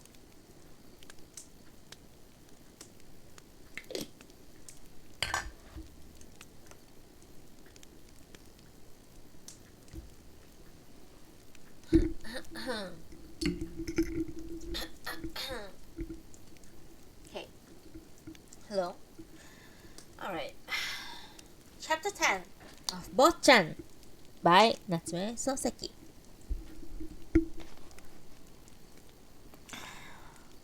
The celebration of victory won by our troops over in China gave us holiday. Various exercises were to be held on the parade ground. Principal Badger with the students had to go and attend. I, as one of the faculty, had to go with them too. The streets were all so beautifully bannered by the rising sun flags as to dazzle the eye. Headed by the teachers of physical exercise, the 800 students were to go in there in a long line of procession. The line was divided into companies with a little space between. This space was to be filled by a teacher or two as leader. The plan itself was very fine, but how to carry it out successfully was quite another matter. Besides being naughty, the boys were also impertinent and seemed to think that it was an honor to disobey the rules of discipline, and no matter how many teachers might go with them, it was of very little use. They would yell out any war song. Thank you so much, thank you. Thank you. I'll see you next time.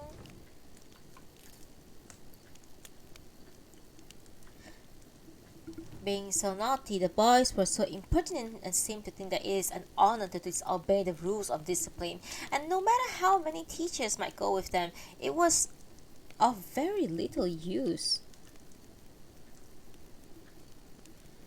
Sorry. It was very little. I'm very distracted. They would yell out any war song they chose before they were told to, and they would raise a lusty war cry at the end of each song.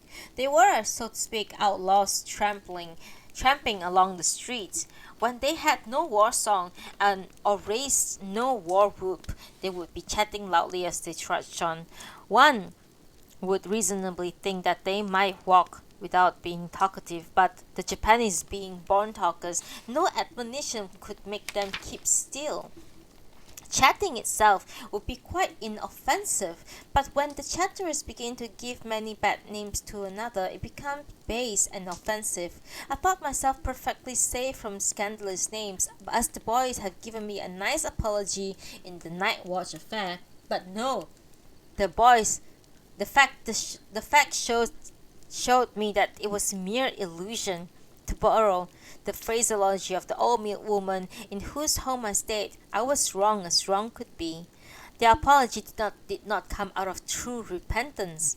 They formally bowed their heads before me simply because they were told by the principals to do so. Straight people are very obsequious, but never cease to be dishonest in order to make profit. So it was with the students. They would apologize as often as they had to, but never would they give up mischief doing. The reflection was anything but pleasing. The world seemed to be composed of such persons as the boys. A man comes and apologizes to you, saying he is sorry, he has done you wrong. You give him full pardon, honestly believing it was true repentance, and you are made a fool. So, you will be quite near the mark to think that he comes to you to ask for forgiveness just for the sake of appearance, and you pretend to excuse him for the same reason. Do you truly wish to lead him into true repentance? You can only do it when you beat him down into contrition.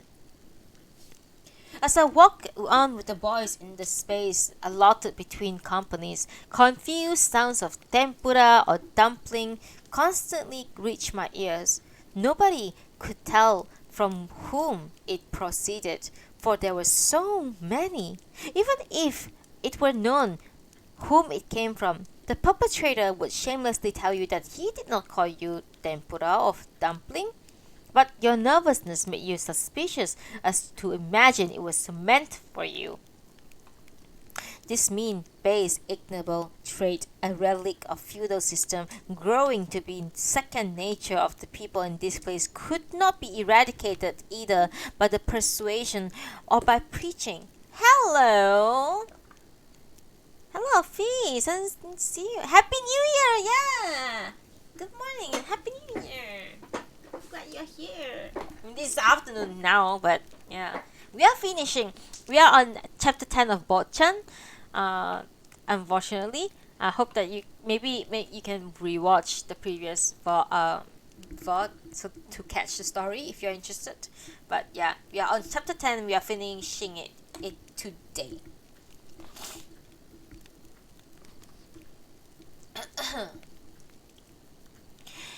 Innocent as I was, I might have to imitate their evil ways if I stay here a year or so. No good dice players would tolerate it if you try to cheat him with some dishonest means from which you could escape when caught. Two can play at a game. If they were a man, I was no less so. Whether students or boys, they were far bigger than I as far as bodies were concerned, and some kind of revenge must be inflicted as punishment for sheer justice's sake. However, if you adopted some ordinary method of revenge, they would turn around, snarl at, and bite you. If told they were bad, they would eloquently insist upon their innocence. All sorts of excuses had been prepared beforehand, thus making them apparently justified. They would turn in their poisonous tongues and attack you mercilessly, and as you did for retaliation, your vindication would avail nothing unless it brought their evil doings to light. They first sowed the seeds of evil, but after all you could reap the results of being looked upon as the real cause of the quarrel. Nothing would be more disadvantageous than this. If, on the other hand, you played the part of an idiot and let them have their own ways, they would behave themselves as they please. The world would greatly suffer if such were tolerated. Therefore, knowing it wrong, you would have, out of necessity, to adopt their method and return like for like in such stealthy ways to give them no chance to pounce upon you. If you come to that degeneration, you would be no more an edelman than a crow crane. I feared it would bring me down to the stage of degradation, yet, being a man, I should have to compose my conscience to circumstances, and be vile, base, despicable, being in the course of a year or so. This reflection made me think that the only way to save me from this spiritual peril was to return to Tokyo right away and have a home with Kiyo, my old faithful nurse. Stay in the country no longer, my conscience seems to say. It is far better for a newsboy to be a newsboy than to go down so low. I've been carrying my unwilling steps with these unpleasant thoughts, when a commotion bustle in the van caught my attention ears. The procession came to a sudden stand. Thinking it strange, I left the line on the right and looked forward to where the noise came from. At the foot of Ota Street, where the Yakushi Street branches off, I saw a confused mass of people contending to get ahead, pushing on and pushed back. A gymnastics teacher came along, shouting at the top of his hoarse voice, telling the boys to behave better. On asking what the matter was, I was told that the middle school and the normal school came to collision in the corner.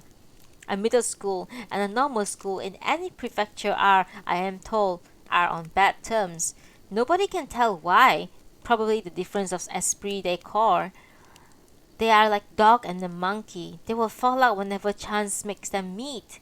This is perhaps one of their ways of killing time, which hangs heavily upon their hands, as their social circle of the country is so very limited. Being fond of fight, I ran as fast as I could towards the place where they had run against each other, partly out of curiosity and partly to have some fun. "Make way, you local taxes, make way!" shouted those in front. "Push, push!" shouted those in the back, elbowing boys in the way. I was just coming out in the corner when a loud sharp command, "Right face, boys, march!" was heard, and the normal school students began to march in good order. The contention as to which should be the first seemed to have come to a mutual understanding, and this was brought about by the middle school yielding a step. The normal school is said to have middle school in educational standing. The exercise at the parade ground were brevity itself. The commander of the army corps reached a congratulatory address. It was followed by that of a prefectural governor. The assembled audience all shouted "Banzai!" That was all. As the program of entertainment was to be given in the afternoon, I went home and began to write Kiyo an answer which I had long had in mind to write. She had written to ask him to send her a long letter with fuller details, and I had to do what she had asked. But when I took up the paper, I found myself I did not know where to begin, and I had so many things to write. Will that do? Yes, but it makes me too much trouble, I thought. Will this do? Yes, but it is dull. Is there not enough? is it not something which coming out so smoothly, which gave me no pains and yet makes Kiyo happy to read? It seems quite plain that no such thing ever existed. I rubbed the ink stick on the stone ink box and dipped my writing brush in the ink and gave a steady glance at the rolled paper. I stared at the paper, dipped the brush in the ink and rubbed the ink stick on the stone. I went through the same process over and over again until at last I found I could not write a letter, however hard I might try. Disappointment made me put back the lid of the ink box. I thought it gave me great pains with little results to try write a letter, but it would be great deal quicker and better if go back to Tokyo and see Kiyo and have a personal talk with her. She would certainly be waiting anxiously for my letter, but to write a letter as she had wished me to be more painful, wish me to was more painful to me than to fast 3 weeks. Putting aside the brush and letter paper, I lay down on the matted floor, making a pillow of my arm, and began to look down at the garden. But my heart is still turned upon my old nurse. Then I thought this: I live far away from her, yet she and her welfare were the theme upon which my letter constantly dwells. My true heart will reach her on the wings of the mornings. If so, there will be no need of sending letter to her. If there is no letter, she would think that her young master is safe and sound, for sickness, death, or some kind of accident will only necessitate correspondence of any kind. The garden is about 10 tsubo and was merely a flat patch of ground with no specially good tree, but it boasted one orange tree. It was so high above the fence that it was sort of a landmark for passerbys. This tree was my favorite, and I look at it whenever I come home. To me, who had never left Tokyo before, an orange tree with so many oranges was a rarity. Those green balls, ripening day by day, would soon turn yellow and look very beautiful. Some of them even then had already got a yellow tint. The old lady of the house told me that the fruit was sweet and juicy, and that when it was ripe, I could help myself to it as much as I wish. Yes, the fruit shall be my comfort every day, I thought. 3 weeks more, the oranges will be ripe enough to satisfy my palate. It is not probable that I have to leave this place within 21 days. My thoughts had been occupied with the orange when Mr. Porcupine called. It was an unexpected pleasure. He said that it was Red Letter Day, and he had brought some beef to eat with me. Taking out a bamboo sheaf wrapper from his sleeve, he placed it in the middle of the room. I was very glad to have it, for potatoes and tofu had been the diet. My stomach had been persecuted within the house where I stayed. Moreover, the buckwheat and dumpling shops had been forbidden places. The meat he brought was very welcome to me. I lost no time in borrowing a pan and a little sugar and soy of the old lady and began to cook it. Porcupine greedily helped himself to the beef, asked me if I knew the red shirt had a dancing girl sweetheart. Of course I know, I answered. Is it not the one who came to the time of green squash farewell meeting? Yes, that's the one. I'm surprised at your shrewdness, Porcupine was pleased to say. I have known it only recently. Refined character or spiritual pleasure is Red Shirt's favorite topic, on which he always dwells at length, Porcupine said. But he is such a rascal as to have intimate relations with the dancing girl. He would not be so blamable if he were lenient towards others. Was it not he who, through the lips of the principal, gave you warning that it was injurious in keeping up good discipline of the boys to go into buckwheat shop or to a dumpling stand? Yes, I said.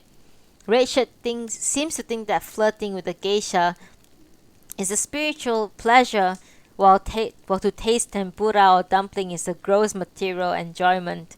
If so, he himself should do it openly. But shame on him! No sooner had his intimate geisha come in, and he left the seat and ran home stealthily. He is such a brazen-faced knave as to try to deceive people of his knavery. If attacked, He will tell you he does not know, or call it Russian bell letters, or that short poem and the new school poetry are twin sisters and so forth. He always tries to express his opinions in such a way as to mystify his opponents. Noble manhood will be spoiled by such weakling. He is so effeminate that everyone thinks him as a metamorphosis of a court lady's maid.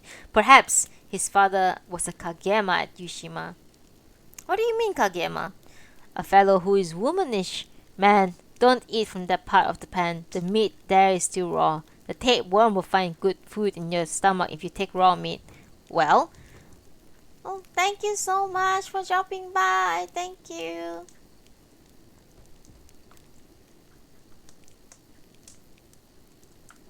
Well, I think it's cooked enough. I've been told that the dean goes secretly to the hot spring and there meet his dancing girls at the Kadoya. Is Kadoya a hotel? Yes, it is a hotel and a restaurant as well. There, I will watch and catch him when he comes with her, and I will cross-examine him in the presence of the girl. This seems to be the best way to humiliate Red Shirt. Do you mean then to catch him by keeping night watch? Yes. You remember there's a hotel named Masuya just opposite Kadoya. We'll rent the front room upstairs, and there we shall be watching through the paper door. Will he come in when we are on the watch? Yes, I think he will. Of course. You can hardly expect success in a night or two. We'll have to at least watch a fortnight. Well, it will tire us out. I remember I stayed up all dawn and nursed my father on his deathbed. It was only a week. Still, it made me so dull that I couldn't do anything afterward.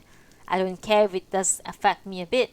If he is overlooked, such scoundrel as he is as he will hatch up many schemes detrimental to the interests of Japan.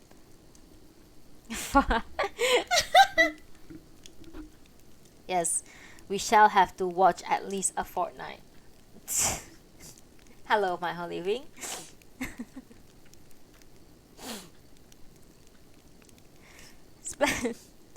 If he is overlooked, such a scoundrel as he will hatch up many schemes detrimental to the interests of Japan, and I have made up my mind to chastise him in the name of heavens. Splendid. If things are settled that way, I shall be delighted to stand by you through thick and thin. Are you ready to begin your night watch tonight? No, that cannot be, for I have not seen the master of Masuya yet. When do you expect to begin? Before very long? You may be sure. I will let you know when everything is ready. I can count upon your aid? Yes, certainly. I shall be ready to assist you any time. I'm rather a poor strategist, but when it comes to an actual engagement, depend on it, I'm quite a good fighter. Porcupine and I had been busily consulting over the beef pan, how the chastisement of Red Shirt should be carried out, when the old lady of the house came and told us that a student of the school had come and wished to see Professor Hotta. She said that the student had been to his house, but finding he was out, he had come here, rightly guessing he could find Mr. Hotta here. Kneeling on the threshold, she waited for his answer. With "Yes, I'll see him," he went out to the door, and returning in a minute, said that the student had come to take him to the entertainment ground, where a certain dancer peculiar to Kochi Prefecture was to be performed by a great number of men who had come for that purpose. He insisted upon my going with him, as the dance was said, as he added, to be a rare sight. He was very anxious to go and see it, and he urged me to go too. No kind of dance was attraction for me, for I had seen many in Tokyo. Each year at the festival of Hachiman's shrine, I had a chance to see all sorts of dances performed on the movable stage drawn about from street to street by oxen. Therefore, shiokumi and all other dances were no novelty to me, and I had no great desire to go and see the vulgar dances of those rustic cousins in the Tosa province, thinking it is impolite on my part to decline. But thinking it is impolite on my part to decline Porcupine's urgent invitation, I went out with him to the gate. Red Shirt's younger brother was the student who had come to fetch Porcupine to the fete. Oh, that he were somebody else. On entering the place of entertainment, we saw many long flags and pennants whose poles were planted in different parts of the place. Besides, the place was adorned with festoon of flags suspended from the nook to corner. The air was alive with so many beautiful flags that one might think that they had been borrowed from all the nationalities of the world. At the eastern corner of the place, they had built a temporary stage where the peculiar dance of Tosa was to be danced. About half a block from the stage, on the right, we found an exhibition flower arrangement in a booth of rush blinds. All were admiringly looking at the different schools of that art. My artistic instinct was shocked to see it. How is it that people are so pleased to see plants and bamboos persecuted, some bent, some straight? They might as well be proud of having hunchback lover or a lame husband. In the opposite direction, fireworks were being set off. The rocket, bursting out in the mid-air, let out a balloon with the characters "Long live the Empire," which, floating lightly over the tapering pine tree by the watchtower of the castle, fell at last behind the barracks. Bang! Another one went up like a big black dumpling, and it seemed as if it were going to pierce through the autumn sky. Bursting above my head, its blue smoke spread out like many ribs of umbrella and slowly faded away in the air. Another balloon was set off. This one had the characters "Long live the Army and Navy." They were white on the crimson background. The wind bore it away to the town of the hot springs and thence to Aioi village. Maybe it fell on the temple grounds of the goddess Kwannon. The ceremonial part of the exercises in the morning was not attended by so many, but the afternoon witnessed a great concourse of people. I was surprised to see many people come out. I did not think that the country was so thickly populated, though there were only a few intelligent faces, yet numerically the crowd was not one to be slighted. In the meantime, the outlandish dance of Kochi, which aroused so many popular excitement, was being performed. I had thought about the dance was something like that performed by Fujima, dancing masters or something like that. But I was greatly disappointed. 3 rows of men were formed on the stage, each composed of 10 men in short hakama with white linen bands tied around their heads. What surprised me the most was that every one of them was armed with a drawn sword. The space between the front line and the back line was no more than 15 inches, with equal shorter space for each dancer on the right and the left. Apart from the rows, there stood a man at the corner of the stage who had on a hakama but no headgear, and in the place of a drawn sword like a drum suspended from his neck. The drum was exactly like a daigakura in both size and shape. "Yaha!" came out from the throat of the conductor, who began to drawl out some funny song in a dully sleepy voice. In order to mark time, the beating of the drum was kept up, and pokopong went on with the dance. I had never heard such a strange air before. It was no great mistake to think that it's kind of a mixture of a Mikawa Manzai or Fudaraku, like Liquid Ame in midsummer. The dull song was drawn out to eternity, but a pokopong coming in time served to keep it in tune, no matter how long it might be drawn out. To this music, the 30 men danced, so many blades flashing like lightning. The skill and quickness of motion made the spectators almost shiver with fear.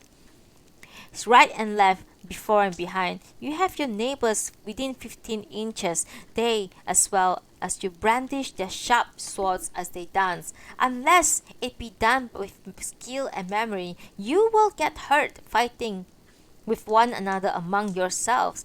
If your neighbors simply flourish their swords right and left, up and down, without moving themselves, it might not be so dangerous. But the 30 A body would turn sideways, turning around in circle, or bend their knees, beating time with their feet on the floor. Were your neighbors a second too soon or too late, you might have your nose cut off, or your neighbor might have had his head sliced. The blades were brandished without the least restraint, but as their movement was so confined to the square space of 1.5 feet, it would never do unless your sword were waved in the same direction with the same speed as your neighbor's right, left, before, and behind. It was indeed a wonderful feat. Truly no dancers of Shiokumi or Sekinoto could equal to it. I was told that it requires great skill on the part of the dancers to keep pace with one another. The hardest part, however, it is to say that of the conductor with the drum, drawling out the peculiar tune his pokopong seems to regulate all the movements of hands and feet and the beatings of knees of 30 dancers. Onlookers might think him getting most fun with less pain, for he looks so easygoing, looks such an easygoing fellow with his exclamation, "Yeah, ha!" Strange to say, he seems to be playing the most difficult part of all, and his responsibility the greatest. Porcupine and I had been looking at the dance with wonder and admiration, when all at once a war cry was raised about half a block from where we stood. The crowd that had been leisurely looking at so many exhibitions and shows began to move right and left like great wave. Hardly we had heard the shouts, "Fight! Fight!" when Red Shirt's brother came running, threading his way through the concourse of people. "Fight again, sir," he said out of breath. "The middle school, you remember, was disgraced by the normal school this morning. Our boys wanted to get revenge on the latter, and the fight has just begun. Please come and help us, quick!" With this, he left us and disappeared among the crowd. "The naughty boys have come again with blows," said Porcupine. "Compromise seems to be an unknown virtue to them." With this, he ran as fast as he could towards the fight was going on, making his way through the throng who were fleeing in all directions. Probably he could not well look upon it with indifference and had gone to put it down if he could. I had no more mind to run away from it than Porcupine himself. Following him at full speed, I appeared soon enough upon the scene. The fight was now at its height. The normal school lads were about 60. The number of middle school boys was larger by 30%. The former all had uniform. The latter were all in Japanese clothing, as they had changed clothes after the ceremony this morning. The distinct line before them could easily be drawn between friends and foes, as they were jostling, jumbling, driving on, or being driven back in confusion. Neither of us knew what to do in parting them. Porcupine, who had been looking at the whirlpool of blows and kicks and with a look of dismay, intimated to me that we could do nothing but to plunge into the heat, to stop the fight if we could, before the police came to interfere. I gave him no answer, but plunged right into the thickest and fiercest part of the strife. "Stop! Stop! Young rascals! Or your schools will be disgraced! Won't you come to reason?" cried I. And I tried to get through what seemed to be the boundary lines of friends and foe, but all in vain. 4 or 5 yards in, I found myself like a poor fly caught in the spider's web. A normal schoolboy, comparatively big fellow, seizing hold of a middle schoolboy, some 15-year-old, was shaking him violently. "Did I not tell you to stop, blockhead?" said I, and holding him by the shoulder, I tried to tear him off the younger boy, when somebody, how could I know who he was, moved my feet from under me. This sudden blow made me tumble down sideways, and letting go my hold of the shoulder of the other fellow. The hard soles of boots were felt on my back. I sprang up immediately with both of my hands and knees. The fellow on my back, with his boots, rolled down on my right. Again, finding me upon my feet, I saw some 6 yards away big body of porcupine wedged in among the contending boys. He was shouting at the top of his voice, "You boys, stop! Stop your fighting, won't you?" As he was jostled and shaken by the human tide. I told him that it was no use any longer to try to stop it. He gave me no answer. I dare say my message did not reach his ears. A stone came whizzing through the air and hit me right to the on my cheekbone. No sooner that I had felt it came down the hard blow of a club upon my back. "Aren't they teachers? Books ought to be their recreation. Beat them, strike them," said a voice.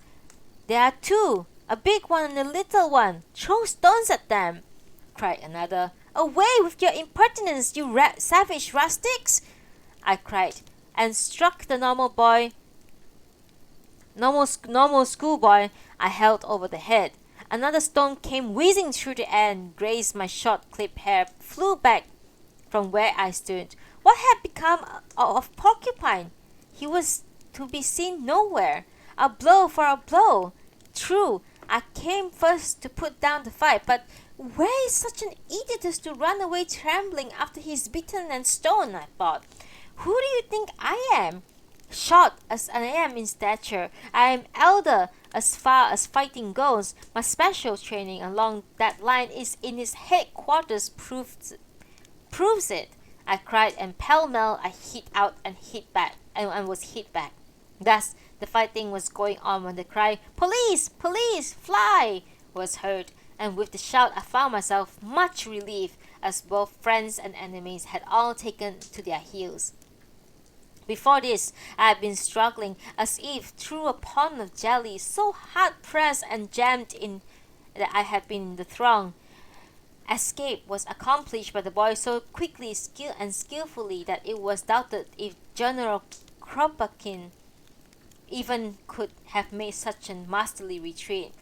How did Porcupine fare in the engagement? He had his unlined haori with his family crest on badly torn, and was seen wiping his handkerchief his nose, which was bleeding from the blow it had received.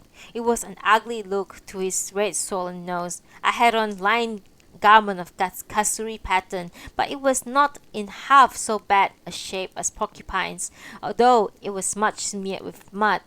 My cheek, however, began to ache almost unbearably. Porcupine told me that my face was still bleeding pretty freely. When the police, 16 in all, came to the scene, the boys had all run away in different directions, and we were the only ones left behind, whom they could get hold of. We gave them our names and the details of all that had happened. However, they wished us to go to the police station with them, so we did. After describing to the head of the station, we all knew we were free to go back to our boarding house. Well, surprise, surprise, there is chapter 11 that came out of nowhere. One last chapter! I said that last chapter, but this is the first. I didn't know there's chapter 11! Let me stretch.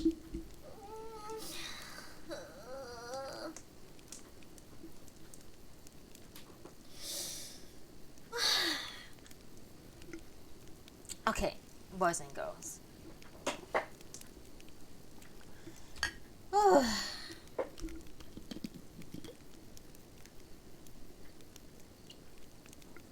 Thank you for staying with me. We only have one more chapter to go and we are done.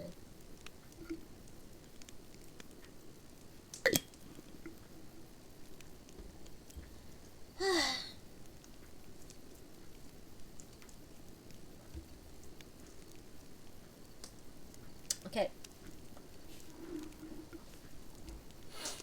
Let's do it. Let's do it. Let's do it. Stretch. Stretching.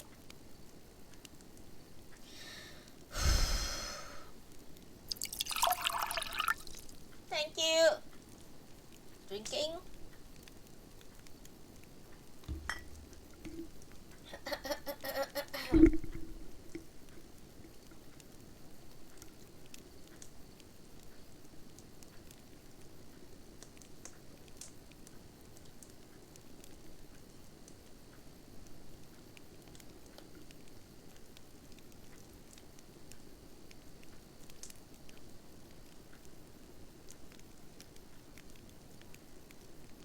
Okay, chapter 11. Let's do it. We are finishing Botchan by Natsume Sōseki, chapter 11. On awakening next morning, I found I had pain all over my limbs, body and all. As I had been out of practice for a long time, the fight of the preceding night seemed to have heavily taxed my nerves and energy. This humbled me so much that I thought I could boast no longer of my hardiness in fight. Thus musing, I was still in bed, greatly crestfallen, when the old woman of the house brought the Shikoku Daily placed it by my bedside. The newspaper was no attraction to me that morning, so tired and discouraged as was I, but thinking it would never do a man to be disheartened by such trifling event, I took courage and lying flat on my belly, I began to look over the newspaper, when behold, my eyes rested upon the article on the second page. It was an account of the quarrel of the previous night. It was quite natural to find it in the daily, but what disgusted me the most was the libel about us. It ran something like, two of the faculty of the middle school, one a certain Hotta, and the other an impertinent fellow so-and-so, just fresh green from Tokyo, set on the good students to fight. They not only led and directed the boys in the fields, but also were so bold as to personally attack normal school students. It went on to say, the middle school of the prefecture had been looked up to as model of good, well-ordered esprit de corps.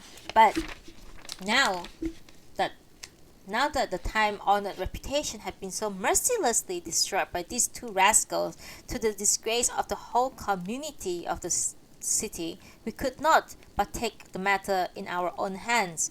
In order to investigate where the responsibility lay, we believe, however, the authorities concerned will speedily take necessary measures before we do to inflict such severe punishment upon them as to make them unable to appear in the educational world again. Every word was italicized to call the special attention to the reader. Thus, the poor pressmen of the local paper thought they had applied to us the hot moxa. Damn it! I cried, and sprang out of the bed in an instant. Wonderful to say, the pain I had felt in the joints was so greatly elevated that I forgot it as soon as I left my bed. Tearing the newspaper in pieces, I deliberately made a ball and threw it into the yard. This, however, did not satisfy me until I took it into the dirt hole. A newspaper is an organ for fabricating and telling lies. Oh my god! Are we in the future? Why are things still relevant? Why are things that he write is still so relevant to this day? It's so scary. You know, we are not that different from 100 years ago. We really aren't. Even with technology and all that bullshit, we're not that different from 100 years ago. More than 100 years ago. This is published in 1904. This is like almost 120 years ago. A newspaper is an organ for fabricating and telling lies. This is like fucking great sentence, man. Nothing in the world is so great a liar as a newspaper. Oh my god. So good. Don't trust the media, guys. From 1904. Oh god. The Daily Shikoku. Printed all. I myself should have said, what an instance of rudeness to say an insolent fellow so-and-so's fresh and green from Tokyo. Is there anybody under the sun whose name is so-and-so? Come to your senses, man, thought I. Say you wish to know my name, and you shall know mine is as fine as any. If you want to see my family line, you shall see it. Every one of my great ancestors, down from the Tada Mitsunaka himself. Immediately after my morning toilet, I felt a sudden pain in my cheek. The old lady of the house brought me a looking glass. on my asking and inquired if I had looked over the paper. I told her that I had and had thrown it away into the dirt hole, and that she had better pick it out there if she wanted it. She went back much amazed. A look in the mirror showed me as many ugly scratches as there were yesterday. Unattractive as my face is, it is important as any that organ have been badly wounded. Moreover, I was called an impertinent fellow so and so. Indeed, it was more than I could stand. Thinking it's a disgrace beyond remedy if it was thought that I stayed away from school because I was intimidated by the newspaper article, I took a hasty breakfast and was the first to attend school. One after another, those who came in had a smile at my face. What made them smile? I should like to know. My face had not been made by them, and I owe them nothing. In the meanwhile, Noda the clown, having come into the room and said to me, "A great achievement yesterday. Aren't they the wounds of glorious victory?" He might have thought it revenge for the blow I had dealt him at the farewell party. His sarcastic tone irritated me beyond control. "It is none of your business," cried I. "Mind your own paintbrush." At this, he was sorry he had said it and begged for my pardon. However, he added that it must be painful nonetheless. "Whether it is painful or not," exclaimed I, angrily, "it is my face, and you need not to meddle with it." Silently, he went to his own seat farther off, where he and his neighbor, teacher of history, casting frequent glances at me, began to talk in a whisper with ironical smile upon their lips. Then there appeared Porcupine with his nose swollen up so purple that pus would gush out if pressed. Self-conceit made me feel that his face had fared far worse than mine.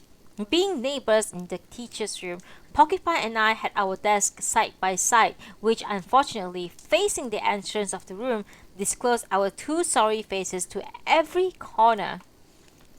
They unanimously said that it was an unfortunate event and were sorry with their lips, but they must have thought us as fools in their minds, or they would never have laughed at us in their sleeve, all the time whispering something with one another. Cheers awaited us in the classroom. "Long live master! Hurrah!" said some 2 or 3 shouted. But I did not know whether it was meant for applause or irony. While Porcupine and I were thus focus of the attention, Red Shirt alone came to us as usual and said he felt very sorry for us, and he had seen and consulted the newspaper about sending the paper a correction, and we need not to worry about it. He was sorry that his brother was the cause of the trouble, for he said if his brother had not invited Mr. Hotta out, the trouble would never have occurred. He went on to say that he was extremely sorry that he would spare no effort in order to settle it out of our satisfaction. His words were partly sympathetic and partly apologetic. The principal came into our room from his and in the third period and expressed pessimistic views about the affair. He anxiously said what the paper wrote had greatly troubled him and hoped that it would turn out nothing serious. On my part, I had no anxiety whatsoever. If they wished to dismiss me, I would defeat their stratagem and resign before they are aware of my intention. However, if I resigned conscious of my innocence, it would help make the vicious paper more vicious, and I made up my mind to make the paper correct its mistake and remain in school right on. On my way home, I wished to call upon the newspaper office but stopped as I was told that the school had already taken necessary steps to have the report corrected. Porcupine and I explained to both principal and the dean that when they were not engaged, all that had actually happened. They both said that what had been described by us was true, and the newspaper entertaining an ill will towards the school had manufactured and put that malignant article in the paper. After that, Red Shirt was seen going around the room telling one by one that Mr. Hotta and I had done just what was to be done, declaring that it was his fault that his brother had invited Mr. Hotta out. The teachers, one and all, seemed convinced that the blame lay entirely on the paper, and it was indeed a calamity to us. On our way home, Porcupine warned me to be on guard lest Red Shirt should betray us. Well, I said, that he is a suspicious character has long been known, and it is no surprise to find him now. Don't you see, he remarked, that we fell into his snare yesterday when he led us out into the midst of the fight? Indeed, my sagacity did not go so deep. Hasty as he appeared, Porcupine was, I thought, far cleverer than I. Thus he led us into a fight and secretly supplied the paper with material to write that malicious report. He is such a villain. Is the paper another Red Shirt stunt? Is it really surprising? But will the paper so readily accept what Red Shirt has to say? Yes, it will. It's simplicity itself when you have a friend there in the office. Has he have a friend there? It could be done even if he had none. You tell them a lie and say that it's the whole truth. They will directly print it in their paper. You don't say so. If it is Red Shirt's trick, we may be dismissed, but before long, in connection with this affair, when fate is against us, we may be turned out any time. If that's the case, I will send in my resignation tomorrow and go back to Tokyo right away. I would not stay a day longer if they petition me to stay. The dean will not suffer a bit if you resign. Well, indeed. How can we make him suffer then?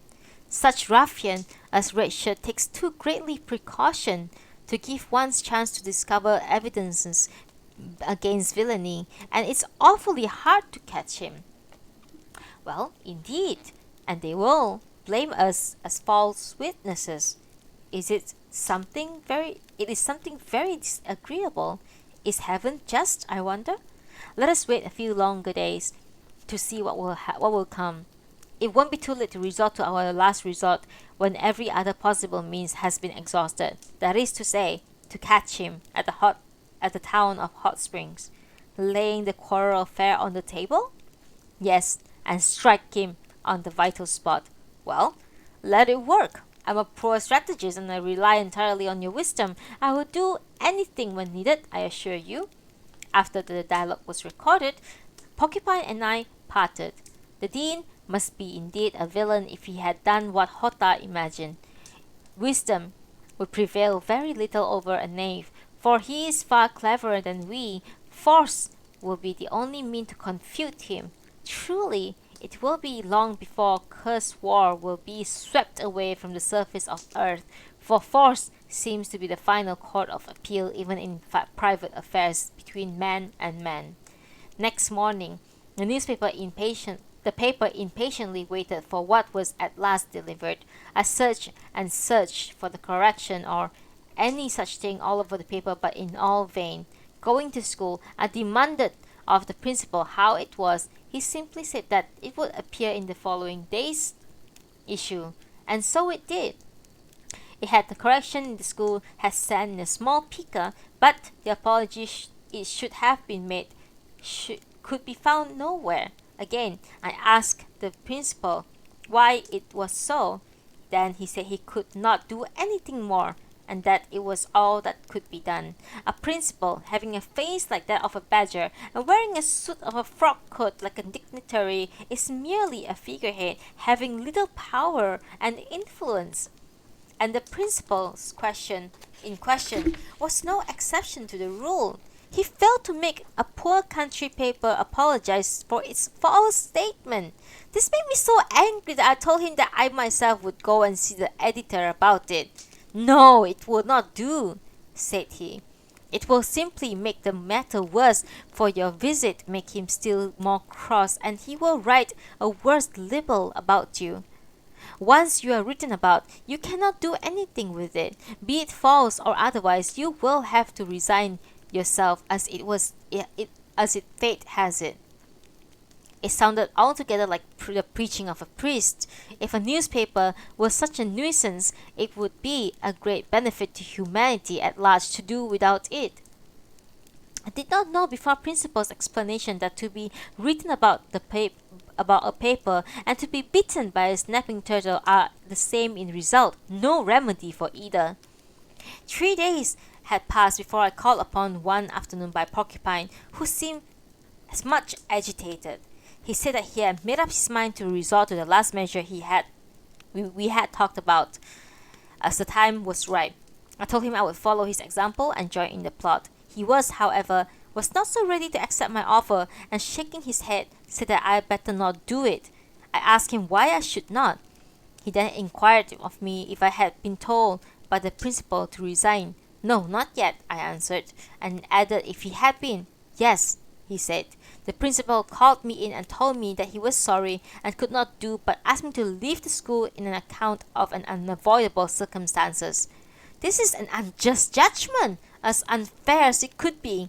The badger has beaten his belly drum too hard, and the bowels are probably upside down. Don't you remember that you and I attended the victory celebration together? We both saw the sword dance, and we plunged into the heat of the quarrel to stop it. A just principal would have told us both to send in our resignation together. What a blockhead is the head of a country school! Provoking, is it not? Red Shirt is, so to speak, the man behind the gun. He and I cannot get along together under the complicated circumstances, but he thinks you will be no harm to him if you remain here right on. But I will not go with him. It's impudence itself to presume I shall be so harmless to him. You are simple, and he thinks that he can manage you as he pleases. Worse and worse. Others may work together with him, but I cannot, and I will not.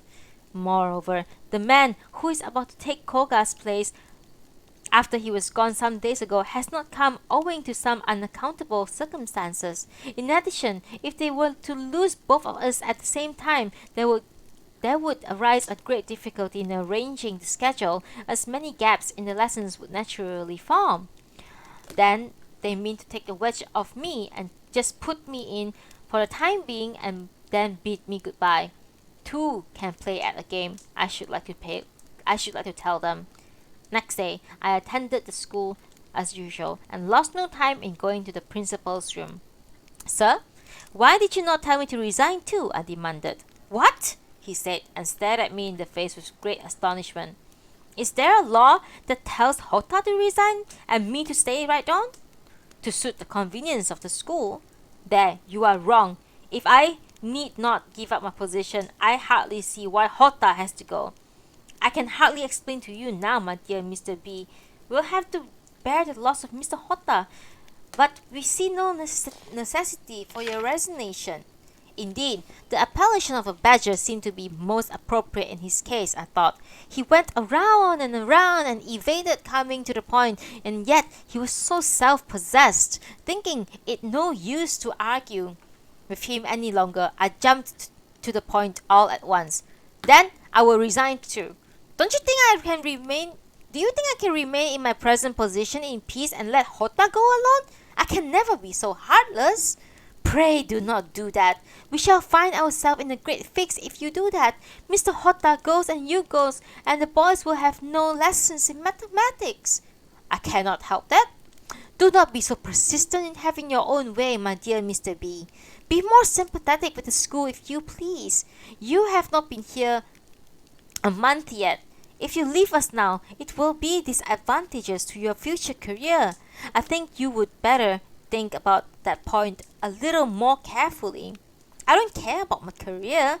To do my duty by a friend is first and last. Yes, you are right.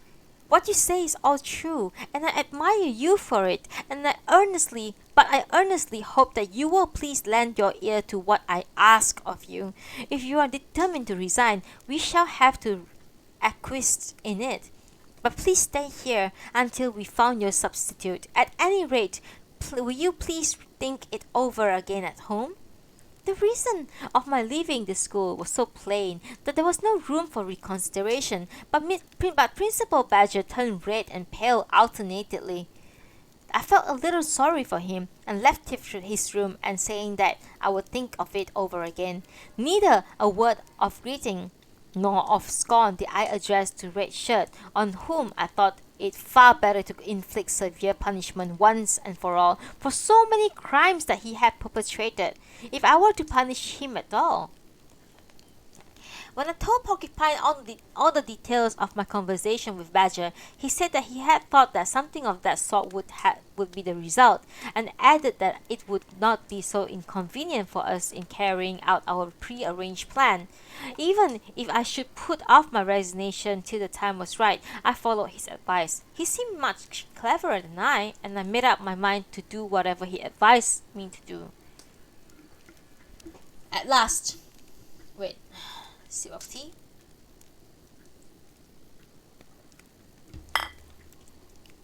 At last, Porcupine sent in his resignation, bade adieu to all the teachers, and went down to Minatoya, the hotel at the beach, but secretly coming back.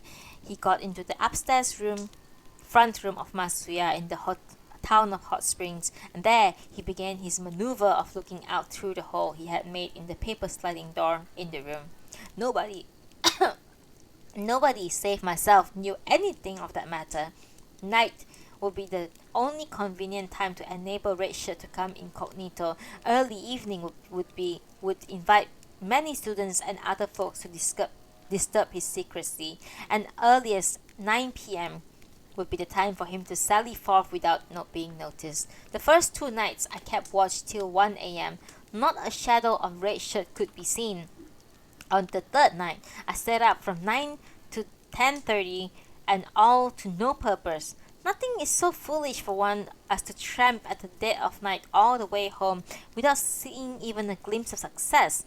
4 days had passed before the landlady I boarded with began to feel a little bit uneasy about my late behavior and advised me not to go out at night, as it would make my wife in Tokyo miserable. I told her that mine was not an ordinary nocturnal excursion of the sort that she feared, but an expedition to chastise a certain ruffian who heaven should have punished. However, a full week's experiment bringing no satisfactory results, I naturally got very discouraged. Though driving and hasty, I can sit up working till dawn until I get enthusiastic. But the zeal never lasts long. In any undertaking I try my hands on, heaven commissioned chastisers as I was, I began to grow tired of this monotonous job. The 6th night brought me no encouragement. I thought of staying away on the 7th evening, but Porcupine was obstinacy itself. He would, from early evening till past midnight, apply his sharp eye to the paper door and through the hole at the ground beneath the round gate lamp of Kadoya, the restaurant. Every time I went in, he would give me a statistic of total number of visitors the restaurant had that day, the number of those who stayed overnight, and the number of girls dancing who came and went, etc. Even minutely given. It was indeed miraculous. At my discouraging words, I am afraid he will not come. He will tell me that Red Shirt would certainly come, and folding his arms, the poor fellow would often heave a long sigh. Unless the dean were now gracious enough to appear once within the range of his eye, Porcupine would be unable to inflict his heaven-commissioned chastisement upon Red Shirt through his lifetime. The 8th evening found me out of the house, and I stayed in the 7th. After taking a long, comfortable bath, I came out into the street, brought 8 eggs in order to make up the want of nourishment from the potatoes of each meal which the old mistress of the house incessantly served, carrying 4 eggs in each pocket with my favorite red towel on my shoulder and both my hands in my pockets. I went up the stairs of Masuya and opened the paper door of the room where Porcupine sat watching, his Goliath-like face all of a sudden beaming with hope, and greeted me. He looked quite blue till night before, and I had felt very sorry for him, who carried something gloomy and melancholy about him. But now, seeing his face brighten with expectation, my heart was so much cheered up that I shouted "Banzai!" out of the happiness I felt even before I heard anything from Porcupine itself. Well, the dancing girl named Kozuzu went into Kadoya at about 7:30 this evening. With red shirt? No. Ah, then it's no use.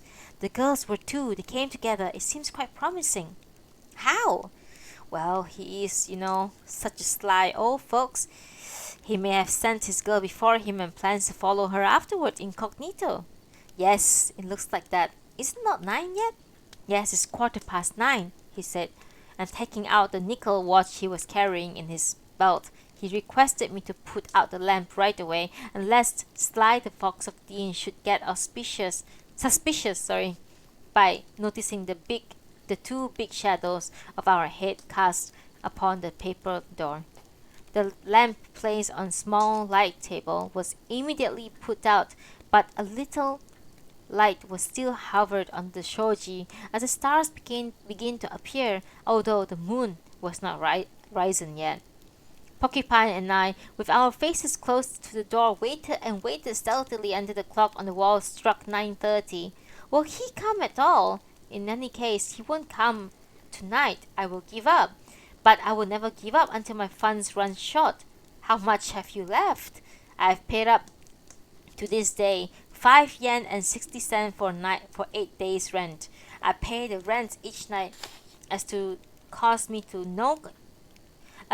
no inconveniences whenever I have to leave. You are preparedness itself. Surely you are a surprise to the hotel keeper and his people.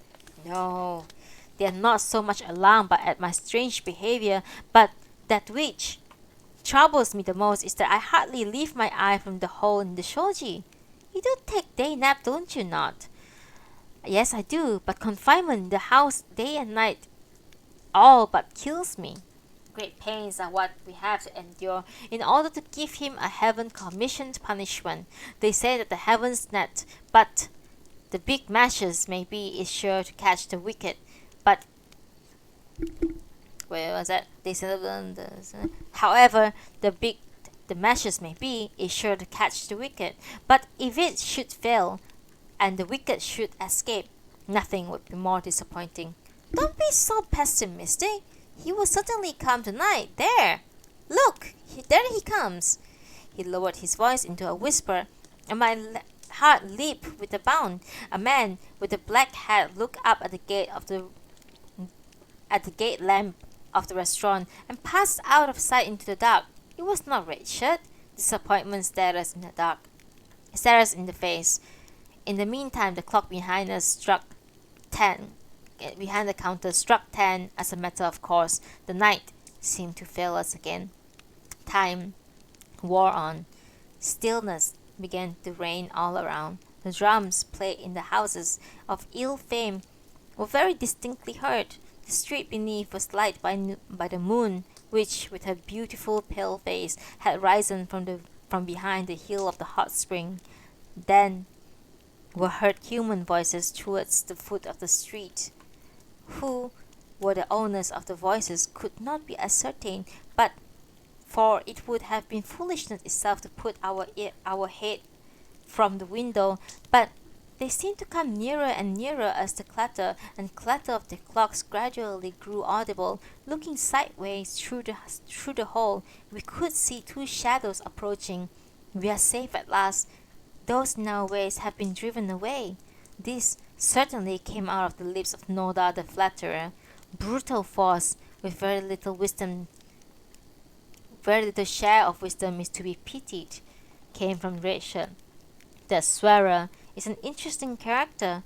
He is such a hasty, driving, simple boy. There is a charm about him, continued Noda. He declined to have his salary raised. He wished to turn in his resignation. Sure, he is beside himself. I would have broken open the window, jumped down from upstairs and beaten them flat on the ground, but controlled myself with no small difficulty. The dean and the artist, with their usual aha ha, passing from under the gate lamp, disappeared into Kadoya, the hotel. Well, here they are. Yes, at last. I'm so happy now. The brute Noda said I was a headstrong, driving, simple boy. They referred me as they spoke of one way or the other, the impudent rascals. Porcupine and I wished to take them by surprise on their return home, but when they would come out of the saloon, nobody could tell. Porcupine going downstairs and asked them to leave the door unlocked. A business might suddenly call to us even at midnight. It is a wonder to think how they agreed to this request. In all probability, they might thought of us as burglars. It was hard for us to wait for Rachel to come to the restaurant, still harder for us to wait for them to come out of it. It would never do me any good to go to bed, leaving Porcupine alone, yet keeping on staring through the crevice of Shoji was a great tax upon my nerve. Getting unaccountably impatient and restless, I had never felt such a painful sensation before. I proposed to break into Kadoya and catch them right in the midst of the carouse. A word of Porcupine put me into proposition to nod. He said that we should certainly be interrupted as housebreakers if we broke into the house, that they would tell us where no such person in the house, or they would show us to another room where if we gave them reasons to interview them, that if we could break in unawares, it would be impossible to tell the room where they were from, so many sets of room, and that there was no other way for us than to wait for them to come out, however tiresome it might be. Thus, we patiently waited till 5 in the morning. Hardly had Red Shirt and Noda the clown come out of the saloon before stealthily we followed them like bloodhounds. It was too early for the first train to start. They would have to walk all the way to the castle town. In the outskirts of the town of Hot Springs, there were rows of cedar trees planted on both sides of the road for about a block of rice fields, right and left. Beyond this, you see the peasants' lowly thatched cottage, scattered here and there. There runs through the cornfields as a dike leading to the castle town. Once out of the town of Hot Spring, we might overtake them any time, but if possible, it was most desirable to catch them where the rows of cedars stood, and in and out of sight of them we followed. No sooner had we got outside the town than we pursued them at a quick pace and came upon them like a tempest. Sudden terror made one of them look to see what the matter was, when the big heavy hand of Porcupine caught him by the shoulder. It was Redhead. The frightened Noda was about to run away from the scene, but I stood before him like a wall. Are you not the dean? And how could you dare stay overnight at Kadoya? Peremptorily demanded Porcupine of Red Shirt without a moment's delay. Is there any rule or regulation, sir, prohibiting a dean from lodging at Kadoya, a hotel? He answered in a polite way as ever, but his countenance betrayed fear. It was a little pale. You were the man who said that it was detrimental to discipline of the school for teachers to frequent buckwheat shop or a tempura stand. And how dared you stay overnight at the hotel with a dancing girl? Demanded Porcupine again. Noticing that the clown was watching for a chance to escape, I interrupted and roared, How dared you call me a boy, rascal? No, he answered. I did not mean you, not at all. I meant someone else. Thus the brazen-faced artist tried to excuse himself. Just then, I became aware that I was still holding my sleeve with both of my hands. This I had to do to enable me to run faster, for the aches in the sleeve would have been great hindrance. Naturally, my hands went inside the sleeve, brought out 2 eggs, and missiles found their way to the face of the flatterer. The egg broke, the yolk ran down from his nose in a big drop. Frightened to death, Noda called out for help and fell on his back, a cry of terror escaping his lips. True, I had brought eggs to eat and not carried them all the way in my sleeve in order I might use them as missiles, but anger had made me lance at them at the face of the clown. I didn't know they were so effective a weapon until he fell down on his back.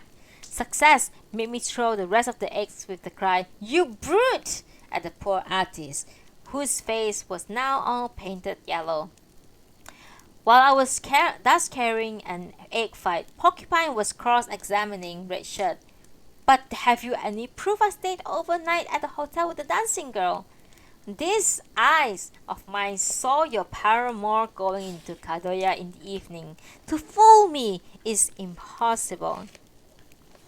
Deception of any sort is uncalled for, my dear Mr. Hotta. We two, Mr. Yoshikawa and I, lodged there. That's all. Whether a geisha went into our hotel or not was not our business at all. Hold your tongue, you cursed knave! Thundered out Porcupine and gave him a good blow on the cheek. Violence! Outrageous! Red Shirt cried. It is not lawful to resort force without appealing to reason. Violence is exactly what you need, exclaimed Porcupine, and with this went another blow. A good thrashing is the only way to chastise such confirmed ruffian as you. And with this, unnumbered blows were delivered, and did the same with Noda until at last, crouching down at the roots of the cedar tree, they made no more attempts to run away. I dare say they could not get about, or rather they got dizzy. Enough? Or more blows? Went another blow from us. Enough, no more, thank you, answered the humiliated Dean in a pitiful voice. I asked the clown if he was satisfied too, and he answered, yes, fully satisfied. Ooh. Hello. Hello, Sylvia. Thank you so much for being here. Great ruffians you two are, and we have inflicted a heaven-commissioned punishment upon you both, said Porcupine. Try to be better men henceforth. Justice will never permit a bad man to go unpunished. However eloquently he may defend himself. Red Shirt and Noda both held their tongues. Probably exhaustion was the cause of their silence. I shall neither flee nor hide, said Porcupine. I shall be in the Minatoya at the beach till 5 this evening. Send police or anyone you like to have any business with me. I followed his example and said that I too would never fly or hide, but wait right on with Mr. Hotta in the same place to give them time to go to the police station to make a complaint against us if they had mind to do so. Thus, leaving them, we briskly went on our way. I got home a little before 7 in the morning. Hardly I got into my room before I began to pack up all my things. The grand old lady, greatly amazed, asked me what was going on. What I was going to do. Oh my god. The old landlady, greatly amazed, asked me what I was going to do. Well, my dear old lady, I answered, I'm going back to Tokyo to fetch my wife. I paid the bill, lost no time in getting into the train, put up at Minatoya at the beach. Porcupine was found fast asleep. I wished to write my resignation in proper form, yet not knowing how to do it, I scratched off a letter as follows. I resign and go back to Tokyo. Circumstances make me do so. Yourly, B. This was properly addressed to Principal Badger and sent to him by mail. 6 p.m. was the scheduled hour at which the steamer was to weigh anchor. Porcupine and I, out of exhaustion, had a dreamless slumber right on till 2 in the afternoon. On awaking, we asked the maid if the police had been called, and she answered in the negative. Neither Red Shirt or Noda has then made any complaints against us, it seems, we said, and had a hearty laugh. That evening, we bade our last adieu to the wretched place. The farthest we were from the shore, the better we felt. We took an express from Kobe to Tokyo. When we alighted at Shimbashi, we felt as if we had come out of hell and into the world of light. There we parted, Porcupine and I had no chance to meet him ever since. To return to Kiyo, my nurse. No sooner had I arrived at Tokyo than Without calling at my boarding house, I proceeded to kiosk carrying my carpet bags all the way. My ringing voice, "Here I am, my Kyo," at the entrance called forth from the back room. The old woman who welcomed me with, "Oh, my young master, how have I longed to see you!" Tears ran down from her cheeks with big warm drops. Extreme happiness made me tell her that I would never go into the country again, but have my home with her in Tokyo. Not long after, I got a position as an assistant technician in a streetcar company through the kind offices of a certain friend. 25 yen was my salary. 6 of it went for the house rent. Kiyo seems quite satisfied and happy even with the house with no portico. But in the second month of the year, the poor woman succumbed to pneumonia. The day before she breathed her last, she called me to her bedside and requested me if she could be permitted, for mercy's sake, to be buried in our family's graveyard, so that she might there contentedly wait for me to come. Therefore, Yogenji Kobinata is her last resting place. May she rest in peace. And that is the end of Botchan by Natsume Sōseki.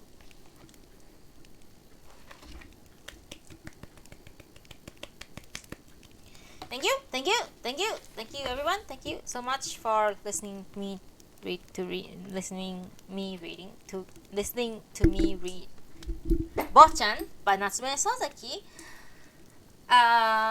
Once again, I love his writing so much. It's how the relevance in his writing to modern days is terrifying. This man's like predicted the future, kind of. I mean, kind of, but not really. But yeah, such a character as Botchan, I feel like what the forward said is like really true, that you like right now in this world we would just call him a weirdo, a loner, but back then a furry drama. Why would it be a furry drama? Oh, porcupine. Okay, yeah, we have porcupine. The one thing about Natsume Sōseki is that he really likes to give nicknames to his characters. I am a cat. There's so many different nicknames. Like he wouldn't give you a name of a character. He gives you like nicknames.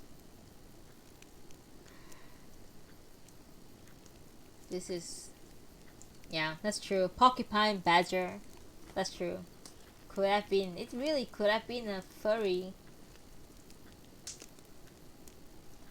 Yeah. A salary of 25 yen per month. Yes. And 6 of them goes to the lodging. Imagine that. So this is like pre-war. This is like written. Botchan is written in. I mean, yeah, Botchan is published in 1906. Yeah, this is even before. Yeah. This is a fucking old book. But yes, don't trust the media. They are all liars. Most people are assholes. Don't trust them. I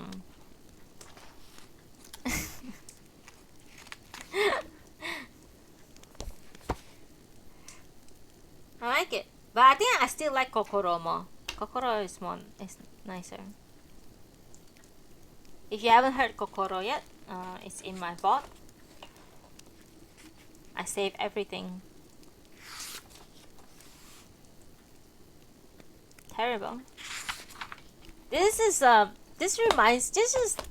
reminds me of like yesterday. my so yesterday I went for my manicure, right?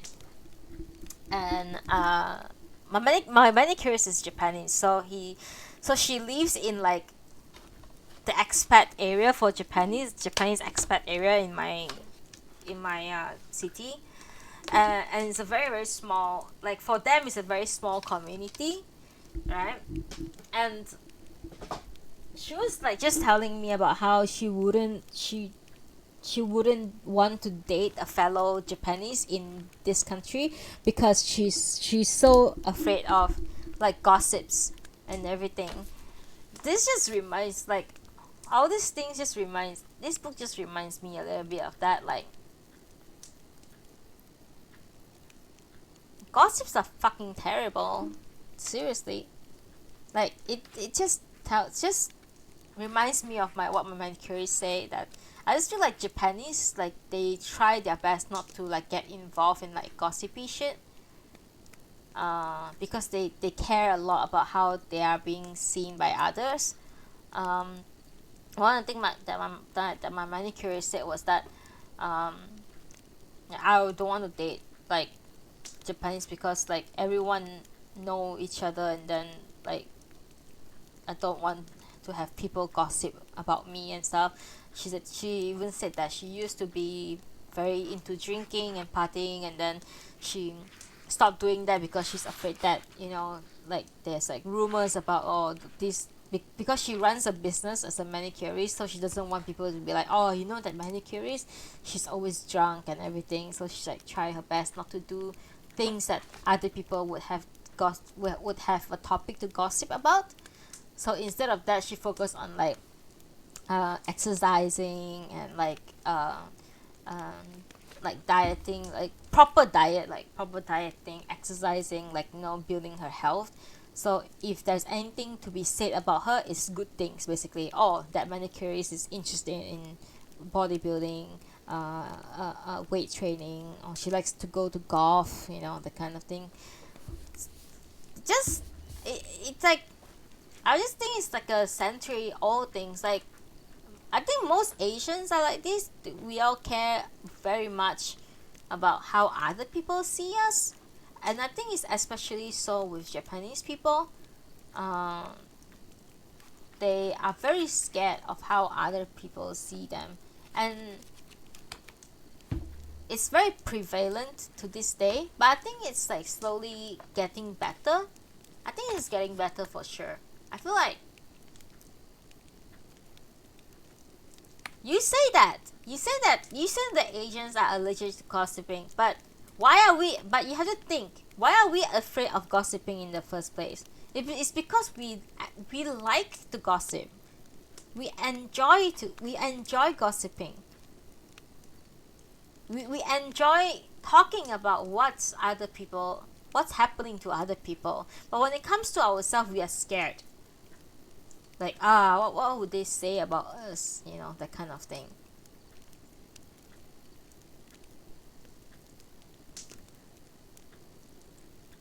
Yeah, exactly.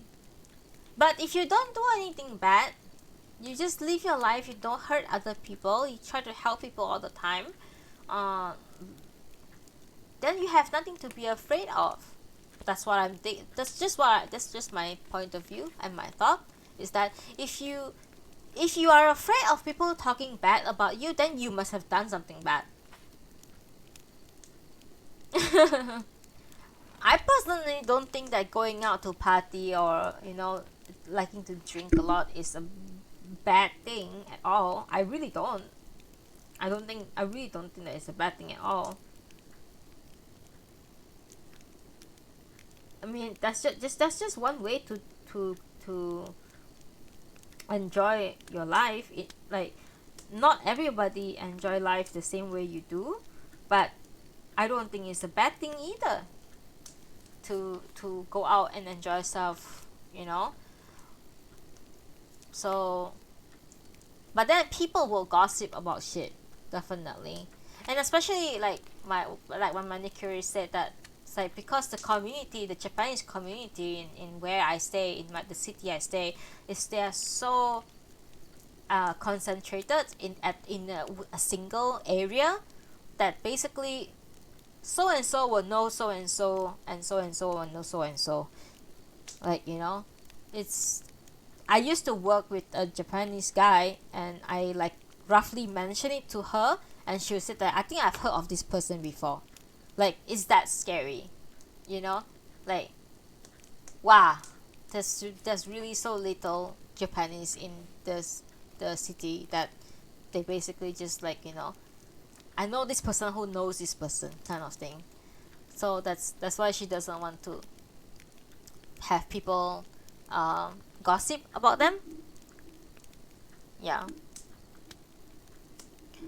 And yeah, I think it's still very prevalent to this day, this book, how this book is going, how this book went. There's a lot of like talking behind people's back, and then the main character just kept saying things like, don't talk behind my back. If you have problem with me, just come to me, face me, and tell me what's wrong.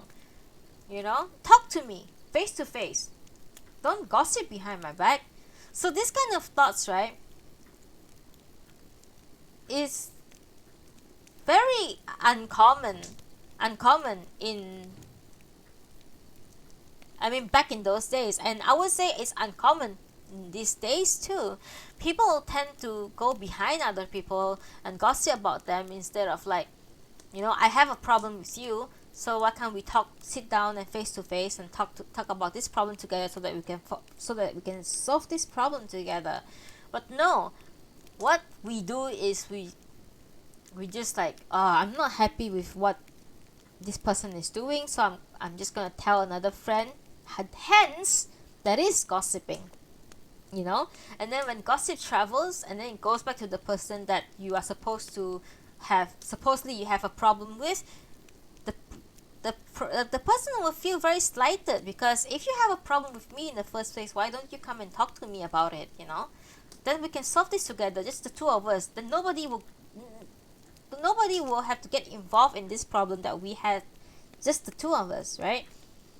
But the problem is that people don't do that. They are so afraid of confrontation that they just like, I'm not going to confront them, but I'm going to gossip about them, which is fucking ridiculous in my opinion. So Botchan, being a character in 1906, is a very individualist person who has very strong opinions of strong self-opinion, and also strong sense of opinion overall, that he is not easily swayed by other people, unless he found out that the person is entirely 100% can be trusted, like Porcupine, right? It's amazing. I think this book is great. I think this character is great. I think he's a very strong character that we don't often see in real life or in books. He has a very strong sense of like, I think this is like this, so you can't change my mind. And that's amazing in my opinion. People should be more opinionated in my opinion. Don't follow the crowd too much. Don't follow other people's opinions too much. If let's say you think that picture is this piece of art is beautiful, and then you are like trying to tell someone that, I think this art is beautiful, and then before you could say it, someone else said that, I think this art is terrible. Oh, it's so stupid. I don't understand what it means. Some people will shrink back and then think, I shouldn't disagree with them. I'll just say that this art is maybe they are right. This piece of art is ugly. But no, don't care about what other people think. Don't care about other people's opinion, because it's their opinion. Let them keep their opinion, but you convey your own opinion yourself. Don't get swayed by other people's opinion. if you like something, just say that you like it. It's completely fine. Like, I like it. I don't care if you don't like it. That's your opinion. As long as I like it, that's fine. I'm happy enough. I like it. If you I like it, you don't like it, that's your opinion. We agree to disagree. That's you don't have to spend any time to convince the other person that why this piece of art is good, or why this book is good, or why this book is not good, or why I hate Haruki Murakami. I don't have to explain to anyone why I hate Haruki Murakami, except for the fact that I could give you a few instances why I don't like him. I think he's an incel. I think that he doesn't know how to write women well. I don't think I think he's very pretentious. But that's my opinion, right?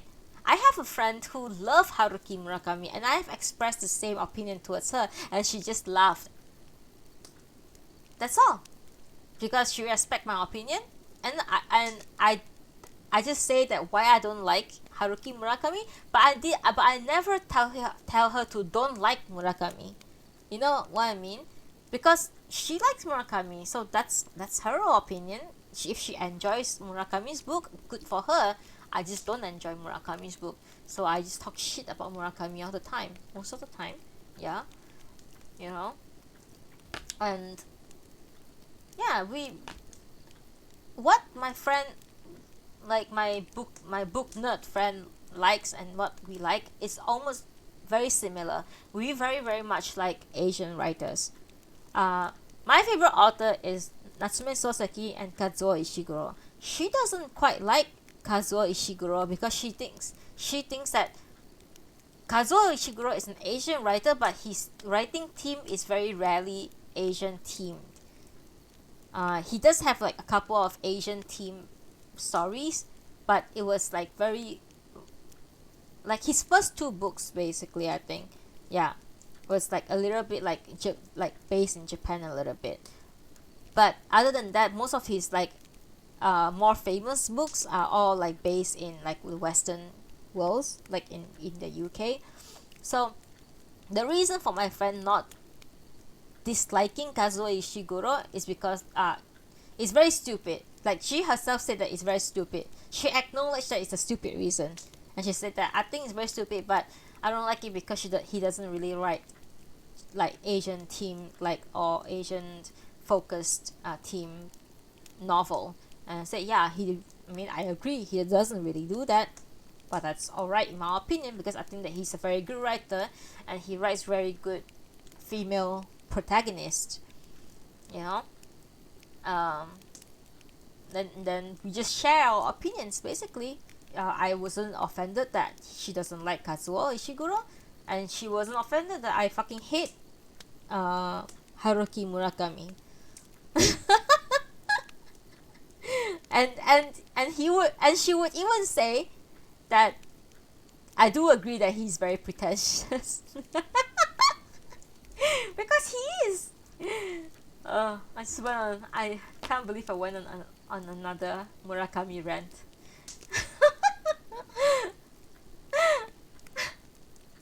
Anyway, thank you guys. I think I've babbled on way too long.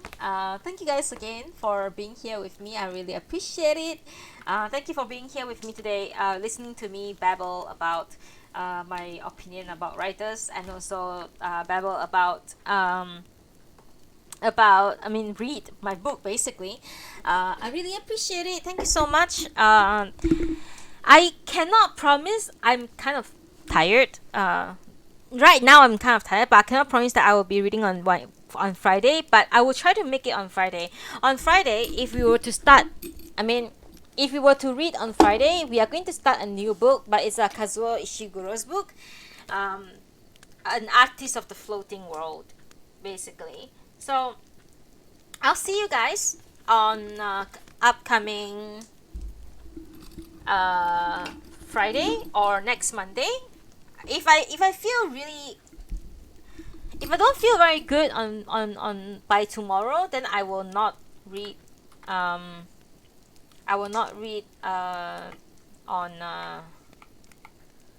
I I will not read on when. Oh my god, on Friday. But I think the possibility of me reading on Friday is quite high.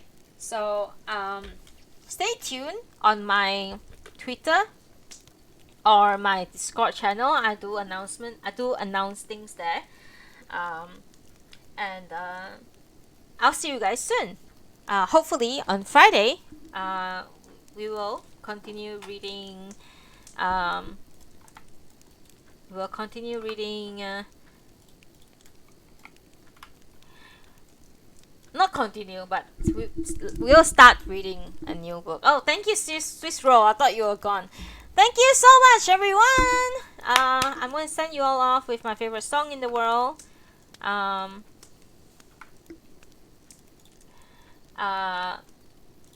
you. I'll see you guys soon. Bye. Have you ever had a dream that you could do you want to do. Hell yeah. Goodbye. Thank you so much for watching and listening. I really appreciate it. Love y'all.